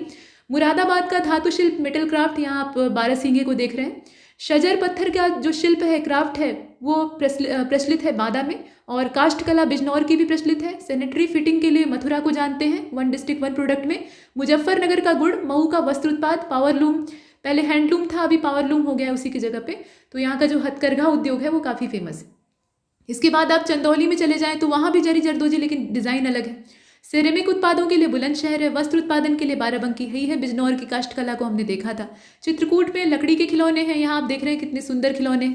सजावट के सामान के लिए, डेकोरेटिव पीस के लिए देवरिया प्रचलित है। प्रतापगढ़ का खाद्य प्रसंस्करण में आंवले के लिए नाम जाना जाता है। आंवले का यहाँ पे भरपूर उत्पादन होता है, आप जानते ही हैं। तो आंवले से तरह तरह की चीज़ें, मुरब्बा और जितनी भी हैं, कैंडी, चटनी और आंवले के अचार इत्यादि, वो सब चीज़ें। मूज उत्पादन के लिए प्रयागराज को भी जाना जाता है, लेकिन मूज के जो प्रोडक्ट हैं वो थोड़े अलग प्रकार के हैं। इसके बाद आप इटावा और रायबरेली को देखिए। इटावा का वस्त्र उद्योग है और रायबरेली की काष्ठ कला है। एटा का घुघरू घंटी, पीतल, मतलब पीतल के तरह तरह के सामान। और रामपुर का क्या है, तो यहाँ के पैच वर्क और एप्लिक वर्क, जरी के पैच वर्क, ये सब प्रचलित है। ये सब हमने देखा। फर्रुखाबाद की वस्त्र छपाई और संत कबीर नगर यानी मगहर का ब्रॉस बेयर। फतेहपुर का बेडशीट और आयरन फैब्रिकेशन वर्क है। जरी जरदोजी, ये शाहजहांपुर में भी फेमस है। लौह कला ये शामली की है। फिरोजाबाद के कांच के उत्पाद, सिर्फ चूड़ियाँ ही नहीं बल्कि और भी चीज़ें। और गौतम बुद्ध नगर का रेडीमेड गारमेंट काफ़ी फेमस है। गाजीपुर की जूट वाल हैंगिंग काफ़ी प्रसिद्ध है। श्रावस्ती का जनजातीय शिल्प बहुत प्रसिद्ध है। सहारनपुर की लकड़ी की नक्काशी, ये आप देख रहे हैं कितनी सुंदर नक्काशी है। अब गाजियाबाद में चले आए तो यहाँ पे इंजीनियरिंग का जो गुड्स है वो मिलता है, मतलब जो कच्चा सामान है वो मिलता है। संभल की बात करें और उसका प्रसंस्करण भी होता है। संभल में हैंडीक्राफ्ट, मतलब हॉर्न बोन जो होती है उससे बनने वाले, जो हॉर्न बोन का मतलब समझ रहे हैं, सींगों से बनने वाले जो चीज़ें हैं, सामान है, वो यहाँ पर। गोडा में फूड प्रोसेसिंग यानी पल्सेस, दालों का यहाँ भी प्रसंस्करण होता है। दाल प्रसंस्करण के मामले में हमने पीछे भी देखा था। काला नमक चावल के लिए सिद्धार्थनगर, और गोरखपुर टेराकोटा के लिए फेमस है। यहाँ आप देख रहे हैं कितनी सुंदर कलाकृतियाँ हैं। सीतापुर के भी कारपेट को ही हम लोग जानते हैं, दरी होती है और उस पर ऐसे चारखाना बना रहता है। हापुड़ में होम फर्निशिंग का सामान मिलता है। सोनभद्र का भी कालीन, लेकिन इसकी आप देख रहे हैं कि जो बनावट है वो दुसुत्ती जैसी है। दुसुत्ती की कढ़ाई आपने की होगी तो वो आप जानते होंगे, वैसी बनावट इसमें होती है। और इसके बाद आगे चलते हैं। यहाँ आप देखें हरदोई, तो हरदोई का हैंडलूम है। सुल्तानपुर का मूज प्रोडक्शन है। मूज के यहाँ के जो प्रोडक्ट हैं वो थोड़ा सा, जो प्रयागराज वाले प्रोडक्ट हैं उनसे डिज़ाइन और आकार छोटा होता है। उन्नाव का जरी जरदोजी है। और बनारस का तो बनारसी साड़ी है ही है, जो कि रेशम से बनती है और इस पर जरी से काम किया जाता है। और जरी के जो तार हैं वो जब कीमती साड़ी होती है तो सोने के बने होते हैं। जालौन का हस्त निर्मित कागज कला है। हमीरपुर के जूते हैं और हाथरस की हींग है। तो ये सब आपने देखा। आगे बढ़ते हैं। अब यहाँ से हिंदी शुरू होती है और इसका भाग 5 हम विलोम में घुसे जा रहे हैं। देखिए इसमें जन्म, ये आप देख रहे हैं ना, शब्द और विलोम दिया है, इसमें कॉलम बना हुआ है। तो जन्म का मृत्यु होता है, जय का पराजय होता है, जरूरी का गैर जरूरी होता है, या बेकार भी आप कह सकते हैं। थल का जल होता है या जल का थल आप कह लीजिए। जल्दी का देर से होता है, जल्दी जल्दी का धीरे धीरे होता है। इसके बाद जवानी का बुढ़ापा, जागने का सोना, जातीय का विजातीय, जानकार का अनजान, जागरण का सुषुप्ति या निद्रा, जाति का विजातीय हमने पीछे देख लिया। जारज का औरस, जाना पहचाना का अजनबी, जानदार का बेजान, जालिम का रहम दिल, जितेंद्रिय का अजितेंद्रिय। और इसके बाद आप देखें जीत का हार, जीर्ण का अजीर्ण, जीवन का मरण, जीवित का मृत, जुड़ा का आह्लादा या फिर बिछड़ा भी कह सकते हैं आप, जेय का अजेय, जोरदार का हल्का, ज्ञात का अज्ञात, ज्ञान का अज्ञान या भ्रम, ज्ञानी का मूड या अज्ञानी दोनों हो सकता है। इसके बाद ठंडे का गर्म, ठोस का पोला, खोखला तरल, ये सब हो सकता है। ज्वार का भाटा, तंदुरुस्त का कमजोर, तकलीफ का आराम और तद्वत का अतद्वत। इस तरीके से हम देख रहे हैं। तप्त का शीतल, तम का प्रकाश, तर का शुष्क, तरल का ठोस, तरुण का वृद्ध, तर्क का वितर्क, तर्कपूर्ण का कुतर्कपूर्ण, तर्क संगत का अतर्क संगत, ताजा का बासी, ताप का शीत, तामसिक का सात्विक, तालीम याफ्ता का जाहिल, तालीम याफ्ता मतलब पढ़ा लिखा, जाहिल मतलब निरक्षर, तिक्त का मधुर और तिमिर का प्रकाश, तीव्र का मंद, तुकांत का अतुकांत, तुच्छ का महान, तुल्य का अतुल्य, तृप्त का अतृप्त होता है। ठीक, ये आप देख रहे हैं। और यहाँ पे देखिए अ उपसर्ग लगाकर बनाया गया है। तृप्ति का तृष्णा होता है, वैसे अतृप्ति भी आप लिख सकते हैं। तेज का मंद होता है मोटे तौर पे, हल्का भी आप लिख लीजिए। थोड़े का बहुत होता है, अधिक भी लिखिए। दंड का पुरस्कार विलोम होता है, दक्ष का अदक्ष होता है या नौसिखिया भी आप कह सकते हैं। दब्बू का दबंग होगा और दरिद्र का धनी हो जाएगा, धनाढ़ भी आप लिख सकते हैं। दागी का बेदाग हो जाएगा, दलित का अदलित, निर्दय का सदय और दक्षिण का वाम होता है, उत्तर भी आप लिख सकते हैं दिशा के तौर पे। इसके बाद आप देखिए दमनीय का अदमनीय, दक्षता का अदक्षता और दर्शनीय का अदर्शनीय, दाह्य का अदाह्य, दिन का रात, दिनांकित का अदिनांकित। ये क्रम से चल रहा है और देख लीजिए। इसके बाद दिलेर का कायर, यहाँ आप देख रहे हैं दिलेर का कायर, दिवा का रात्रि, दीर्घकाय का कृशकाय, कृशकाय मतलब पतला दुबला, दीर्घकाय मतलब लंबी चौड़ी काया, दीर्घायु का अल्पायु, दुआ का बदुआ और दुख का सुख होता ही है, दुखद का सुखद, दुखदायक का सुखदायक, दुखमय का सुखमय, दुराचार का सदाचार, दुराचारी का सदाचारी और दुरुस्त का गलत। दुरुस्त मतलब होता है सही। दुर्गति का सुगति होता है, दुर्जन का सज्जन होता है, दुर्बल का सबल होता है, दुर्लभ का सुलभ होता है, दुष्कर का सुकर होता है, दुष्ट का सज्जन होता है, दुष्परिणाम का सुपरिणाम और दूर का निकट या पास दोनों हो सकता है, दूरदर्शिता का अदूरदर्शिता। इसके बाद दूरदर्शी का अदूरदर्शी, दूषित का अदूषित स्वच्छ दोनों हो सकता है, दृढ़ का अदृढ़ आप देख रहे हैं, देखा का अनदेखा, देनदार का लेनदार, देय का अदेय, देव का दानव, देश का विदेश, देशभक्त का देशद्रोही, देही का विदेह होता है, अदेह भी आप लिख सकते हैं, दोष का गुण और द्रुत का मंथर, द्रुत मतलब तेज और मंथर मतलब धीरे धीरे। करंट अफेयर्स को देख लेते हैं। अब यहाँ पर घटनाक्रम दिया है और उसका पूरा विस्तृत ब्यौरा दिया हुआ है जितना आपके काम का है। 73वें शतरंज ग्रैंड मास्टर कौन बने हैं? तो ये 14 साल के हैं, भरत सुब्रमण्यम। 9 जनवरी 2022 को 73वें शतरंज ग्रैंड मास्टर का खिताब इनको मिला है, तो इनका नाम आप याद रखेंगे बस।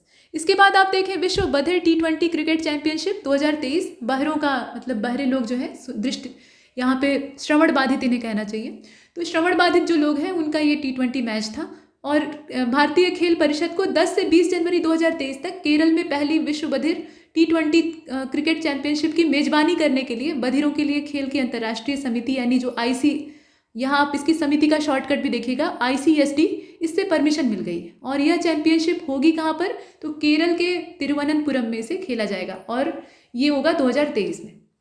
तो ये एक अच्छी बात है, इसे आप देखें, नए तरीके की पहल है। विश्व रैपिड चैंपियनशिप को देख लीजिए और ये रैपिड चैंपियनशिप का संबंध किससे है? शतरंज से है। 2021 का ये टूर्नामेंट था। उज्बेकिस्तान के नोदिरबेक अब्दुल सत्तोरो, इन्होंने रूस के इयान नेप्रोचेची को हराकर विश्व रैपिड शतरंज चैंपियनशिप 2021 को जीता था। मतलब कुल मिलाकर इसमें जो नोदिरबेक हैं ये विजेता थे। यूनेस्क सनराइज इंडिया, ये आप नीचे देख रहे हैं ना, ये ओपन टूर्नामेंट था। लक्ष्य सेन भारत के जो हैं, इन्होंने 16 जनवरी 2022 को इसे जीत लिया था और पहला सुपर 500 खिताब हासिल करने वाले ये व्यक्ति बने। इन्होंने पुरुष एकल फाइनल में सिंगापुर के लो किन यून को शानदार मतलब हराया था और उन पर शानदार जीत दर्ज की थी। इसके बाद आगे चलते हैं। देखिए पुरुष एकल जो इसमें हुआ था ना, इसमें तो लक्ष्य सेन जीते थे, यहाँ दोनों नाम देख लीजिए, ये भारत के थे। महिला एकल में थाईलैंड की महिला है, इनका नाम है बुसानान ओंगब्रामगॉन फान, तो इनका नाम थोड़ा सा विचित्र है, ये थाईलैंड की रहने वाली है, तो इन्होंने खिताब जीता था। ये पुरुष और महिला दोनों वर्ग में होती है। इसके बाद इंडिया स्किल्स 2021 को आप देख रहे हैं। ये जो कंपटीशन था ये नई दिल्ली के ताल कटोरा इंडोर स्टेडियम में संपन्न हुआ और इसको आयोजित करने वाली जो संस्था है वो राष्ट्रीय कौशल विकास निगम है। प्रतियोगिता में करीब 270 विजेता थे, 61 स्वर्ण, 77 कांस्य, माफ कीजिए 77 रजत और 53 कांस्य, इसके साथ 79 उत्कृष्टता पदक, इन सब का सम्मान अलग अलग खिलाड़ियों को दिया गया। और विजेता राज्य जो थे उसमें ओडिशा पहले नंबर पर था 51 पदक के पदक तालिका में 51 पदकों के साथ। 10 स्वर्ण इसने जीते थे, 18 रजत और 9 कांस्य, 14 पदक इसके अलावा। महाराष्ट्र दूसरे नंबर पर था 30 पदकों के साथ, 8 स्वर्ण इसने जीते थे। और केरल राज्य तीसरे नंबर पर था 25 पदकों के साथ, 8 स्वर्ण इसने जीते थे। तो ऐसा इसमें आप देख रहे हैं, जो टॉप 3 है उनका नाम दिया हुआ है। और भारत कौशल 2021 प्रतियोगिता के विजेताओं को अक्टूबर 2022 में शंघाई चीन में विश्व कौशल अंतर्राष्ट्रीय प्रतियोगिता में भाग लेने का अवसर मिलेगा, ये बड़ी बात। इसके बाद आप देखें अंडर 19 एशिया कप 2021, तो दुबई में ये आयोजित हुआ था और अंतर्राष्ट्रीय फाइनल में श्रीलंका को 9 विकेट से भारत ने हरा दिया और अंडर 19 जो ये एशिया क्रिकेट कप है उस पर कब्जा कर लिया। इसके बाद बैडमिंटन वर्ल्ड फेडरेशन को आप देख रहे हैं, तस्नीम मीर के द्वारा नवीनतम badminton world federation junior ranking में अंडर 19 गर्ल्स सिंगल का जो खिताब था उसमें नंबर 1 मतलब वर्ल्ड नंबर 1 हासिल करने का इन्हें गौरव प्राप्त हुआ। और ये कहना होगा कि इस मामले में ये पहली भारतीय महिला बनी है या पहली भारतीय बनी है, या आप देखें इसमें बड़ी बात है। और इनका नाम क्या है? तस्नीम मीर। इसके बाद सैयद मोदी बैडमिंटन 2022, इसमें भारतीय शटलर हैं पीवी सिंधु, आप जानते ही हैं। इन्होंने लखनऊ में सैयद मोदी अंतर्राष्ट्रीय टूर्नामेंट में महिला एकल का खिताब जीता और सिंधु ने अपनी साथी भारतीय मालविका बंसोड़ को हरा दिया था। 2017 के बाद अपना दूसरा सैयद मोदी खिताब इन्होंने जीता है। और 2022 देखिए इसका टूर्नामेंट का जो समय है 18 से लेकर 23 जनवरी 2022 तक ये हुआ था। बाबू बनारसीदास इंडोर स्टेडियम जो था वहाँ पे ऑर्गेनाइज किया गया था।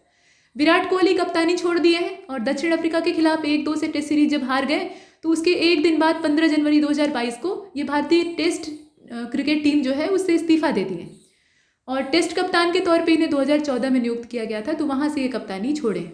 भारत की पहली पैरा बैडमिंटन अकेडमी ये लखनऊ में स्थापित की गई है और 2022 का यहाँ आप नीचे देखें Adelaide international one tennis tournament, इसमें पुरुष वर्ग में जो विजेता है उनका नाम है गेल्स मोनफिल्च और ये फ्रांसीसी टेनिस खिलाड़ी हैं। 2022 का एडिलेड इंटरनेशनल वन के ये पुरुष एकल स्पर्धा में जीतने वाले और इन्होंने रूस के कॉरन खचानोव को हरा दिया है और ये इनके करियर का 11वां ATP खिताब है, ये ध्यान दीजिएगा, लगातार जीत रहे हैं। महिला वर्ग में किसने जीता है? तो ये ऑस्ट्रेलियन है, इनका नाम है एशले बॉर्टी और इन्होंने कजाकिस्तान की एलिना रेबाकिना को हरा दिया है और दूसरी बार इन्होंने एडिलेड अंतर्राष्ट्रीय खिताब जीता है। महिला राष्ट्रीय, यहाँ आप देखें नीचे, महिला राष्ट्रीय आइस हॉकी चैंपियनशिप, इसमें लद्दाख की महिला टीम ने हिमाचल को हरा दिया था और 9वीं राष्ट्रीय महिला आइस हॉकी चैंपियनशिप को जीत लिया था। नेक्स्ट यहाँ आप देख रहे हैं मेलबर्न समरसेट 1, ये 2020 का टूर्नामेंट है। आयोजन इसका 4 से लेकर 9 जनवरी 2022 को हुआ था। पुरुष और महिला प्रतियोगिताएं इसमें आयोजित की गई थी। मेलबर्न ऑस्ट्रेलिया में हुआ था, ध्यान दीजिएगा। अच्छा आप देखिए इसमें पुरुष एकल श्रेणी में खिताब कौन जीतता है। विजेता इसमें रहते हैं राफेल नडाल जो कि स्पेन के हैं और इनके उप विजेता हैं मैक्सिम क्रेसी। मैक्सिम क्रेसी कहाँ के हैं? अमेरिका के हैं। तो राफेल नडाल इसमें कुल मिलाकर जीते थे। और महिला एकल श्रेणी में सिमोना हालेप, ये रोमानिया की हैं, इन्होंने विजय हासिल की थी और उप विजेता रही थी वेरोनिका जो कि रूस की रहने वाली। इसके बाद AFC महिला फुटबॉल एशियाई कप 2022 को आप देख रहे हैं। 20 जनवरी 2022 को नवी मुंबई में और पुणे में इसको ऑर्गेनाइज किया गया था। भारत ने इसकी मेजबानी की थी, ये बड़ी बात है। इसके बाद राष्ट्रीय वायुसेना खेल नीति का एक मसौदा जारी हुआ है और नागरिक उड्डयन मंत्रालय ने लोगों से प्रतिक्रिया प्राप्त करने के लिए राष्ट्रीय वायु खेल नीति, यहाँ आप देख रहे हैं, राष्ट्रीय वायु खेल नीति को प्रारूप दिया है और ये 2021 में जारी हुआ। मतलब पूरा ड्राफ्ट तैयार किया गया है। किस चीज़ का ड्राफ्ट है ये? राष्ट्रीय वायु खेल नीति का। और इसका विजन 2030 तक भारत को शीर्ष वायु खेलों में देश में, यहाँ आप देखें, भारत को शीर्ष वायु खेल देशों में से एक बनाना है। अभी तक एयर वाली फील्ड में हम लोग उतने मास्टर नहीं हैं, तो उस क्षेत्र में भारत को अग्रणी बनाना, ये इसका उद्देश्य है। और एक सुरक्षित, किफ़ायती, सुलभ, सुखद और टिकाऊ वायु खेल पारितंत्र उपलब्ध कराना, ये इसका उद्देश्य है। अब इसमें air sports federation of India को सर्वोच्च शासी निकाय के तौर पर स्थापित किया जाएगा। अच्छा अब यहाँ देखिए पहला बहुआयामी साहसिक खेल अभियान जो है इसको 7 जनवरी 2022 को लॉन्च किया गया। मतलब 7 जनवरी 2022 को भाग लेने वाली टीम का नई दिल्ली में अभिनंदन किया गया और अभिनंदन करने वाले व्यक्ति थे हमारे डिफेंस मिनिस्टर राजनाथ सिंह जी। इसके बाद IPL टीम जो लखनऊ की है उसके नाम में बदलाव किया गया और लखनऊ की IPL फ्रेंचाइजी जिसका कि स्वामित्व संजीव गोयनका के पास है, इसका नाम चेंज कर लिया गया और इसका नाम रखा गया लखनऊ सुपर जायंट्स। नाम थोड़ा सा तड़के वाला होता है, मतलब अच्छा होता है देखने में या थोड़ा रोचक लगे ऐसा होता है। भारतीय क्रिकेट खिलाड़ी KL राहुल को लखनऊ टीम का कप्तान बनाया गया है। IPL का नया प्रायोजक कौन है ये आप देख लीजिए। तो IPL का नया प्रायोजक यहाँ पे है टाटा समूह। इसने चीनी मोबाइल निर्माता वीवो को 2022 और 2023 के सीजन के लिए इंडियन प्रीमियर लीग IPL के शीर्ष प्रायोजक के रूप में प्रतिस्थापित कर दिया है, यानी खुद जगह ले ली है उसकी। तो अच्छी बात है, टाटा समूह यानी अपनी देशी कंपनी। और सिडनी टेनिस क्लासिक, इसमें टेनिस में असलान करातसेक, इन्होंने एंडी मरे को हरा दिया है। ये देखिए एक बड़ी बात, एंडी मरे को इन्होंने क्या किया? हरा दिया। और सिडनी टेनिस क्लासिक फाइनल में पुरुषों का एकल जीत लिया है। और महिलाओं की अगर बात करें तो स्पेन की है पाउला बडोसा, इन्होंने चेक रिपब्लिक की बाराबोसा को हरा दिया। तो यहाँ तक हमने ये टेबल के फॉर्मेट में कंप्लीट किया है। वन लाइनर भी कुछ देख लीजिए। 17 जनवरी 2022 को अबू धाबी अंतर्राष्ट्रीय हवाई अड्डे पर एक संभावित ड्रोन हमले में एक विस्फोट हुआ था जिसमें कि 3 तेल के टैंकर बर्बाद हो गए। तो तेल की कीमत वैसे ही आसमान पे है, अभी तेल के टैंकर नष्ट हो रहे हैं। इसके बाद पंजाब में प्रधानमंत्री जी के द्वारा जो अभियान किया गया था, मतलब यात्रा पर वो थे, तो उनकी सुरक्षा व्यवस्था में चूक हुई थी, वो हाईवे पे ऐसे ही जाम में फंसे रहे, तो उसमें चूक के मामले की जांच हो रही है और सुप्रीम कोर्ट ने 12 जनवरी 2022 को एक 5 सदस्यीय कमेटी का गठन किया है और इस समिति की अध्यक्षता करने वाली पूर्व न्यायमूर्ति इंदु मल्होत्रा जी होंगी। इसे आप देख रहे हैं। सऊदी अरब देश के संगठन के द्वारा यमन के सादा क्षेत्र में, सादा रीजन जो है, वहां पर हवाई हमले किए गए। आजकल पूरी दुनिया भर में अशांति चल रही है। 1 से 12 जनवरी 2022 तक डिजिटल प्लेटफॉर्म के माध्यम से कला उत्सव 2021 को ऑर्गेनाइज किया गया, तो इसमें डेट इंपॉर्टेंट है। और राष्ट्रीय कला उत्सव को प्रधानमंत्री के नेतृत्व में शिक्षा मंत्रालय के अधीनस्थ राष्ट्रीय शैक्षणिक अनुसंधान और प्रशिक्षण परिषद, स्कूल शिक्षा और साक्षरता विभाग ने 2015 में शुरू किया था। तो इसमें आपको ये पता होना चाहिए कि राष्ट्रीय कला उत्सव का प्रायोजक कौन है। इसके बाद आगे बढ़ते हैं। यहाँ आप देखिए 29 दिसंबर 2021 को भारतीय जीवन बीमा निगम कंपनी ने अपने डिजिटल पहुंच को बढ़ाने के लिए और अपने प्रयास के तहत डिजी जोन नाम का जो परिसर है उसका इनॉग्रेशन किया है। वैज्ञानिकों ने एक नए समूह, मतलब एक समूह में नए ग्रह की खोज की है जिसका नाम है TOI 2180b, ये नया नाम इसका रखा गया है। और ये नया ग्रह जो है ये बृहस्पति ग्रह से, यहाँ ग्रह नहीं होगा, ये ग्रह होगा असल में, बृहस्पति ग्रह से लगभग 3 गुना बड़े आकार का है। बृहस्पति खुद ही जाइंट कहा जाता है, दैत्य कहा जाता है, क्योंकि वो सौरमंडल में बहुत बड़े साइज का दिखाई देता है। और यही वजह है, बृहस्पति सरीखे एक भारी भरकम ग्रह के होने की वजह से बाकी जो ग्रह है उनका अस्तित्व छोटा ही रह गया। और जो गोल्डीलॉक्स जोन और आप देखते हैं ना कि जीवन की संभावना है, वो भी बृहस्पति ही खाता जा रहा है। तो इस तरह की स्थितियां हैं। 3 गुना बड़े आकार का है, तो आप समझ सकते हैं ये कितना बड़ा होगा। जनवरी 2022 में भारत का जो मौसम विज्ञान विभाग है यानी IMD, उसने 147वें स्थापना दिवस के कार्यक्रम के अवसर पे बेहतर अनुसंधान और परिचालन व्यवस्था के विश्लेषण हेतु 4 डॉपलर मौसमी रडार राष्ट्र को समर्पित किए। और ये राष्ट्र को समर्पित किसने किया? तो भाई मंत्री लोग करते हैं, तो यहाँ पे जितेंद्र सिंह जी का नाम है। अब इन्होंने बेहतर अनुसंधान परिचालन विश्लेषण के लिए लेह, मुंबई, दिल्ली और चेन्नई, ये 4 जगह हैं जहाँ पे डॉपलर मौसम रडार को नियुक्त करने की बात की। उत्तर प्रदेश में बांदा का जो लोखरी गांव है, वहाँ पे एक मंदिर से अवैध रूप से हटाई गई 10वीं शताब्दी की बकरी के सिर वाली योगिनी की पत्थर मूर्ति को भारत में फिर से वापस लाया जा रहा है।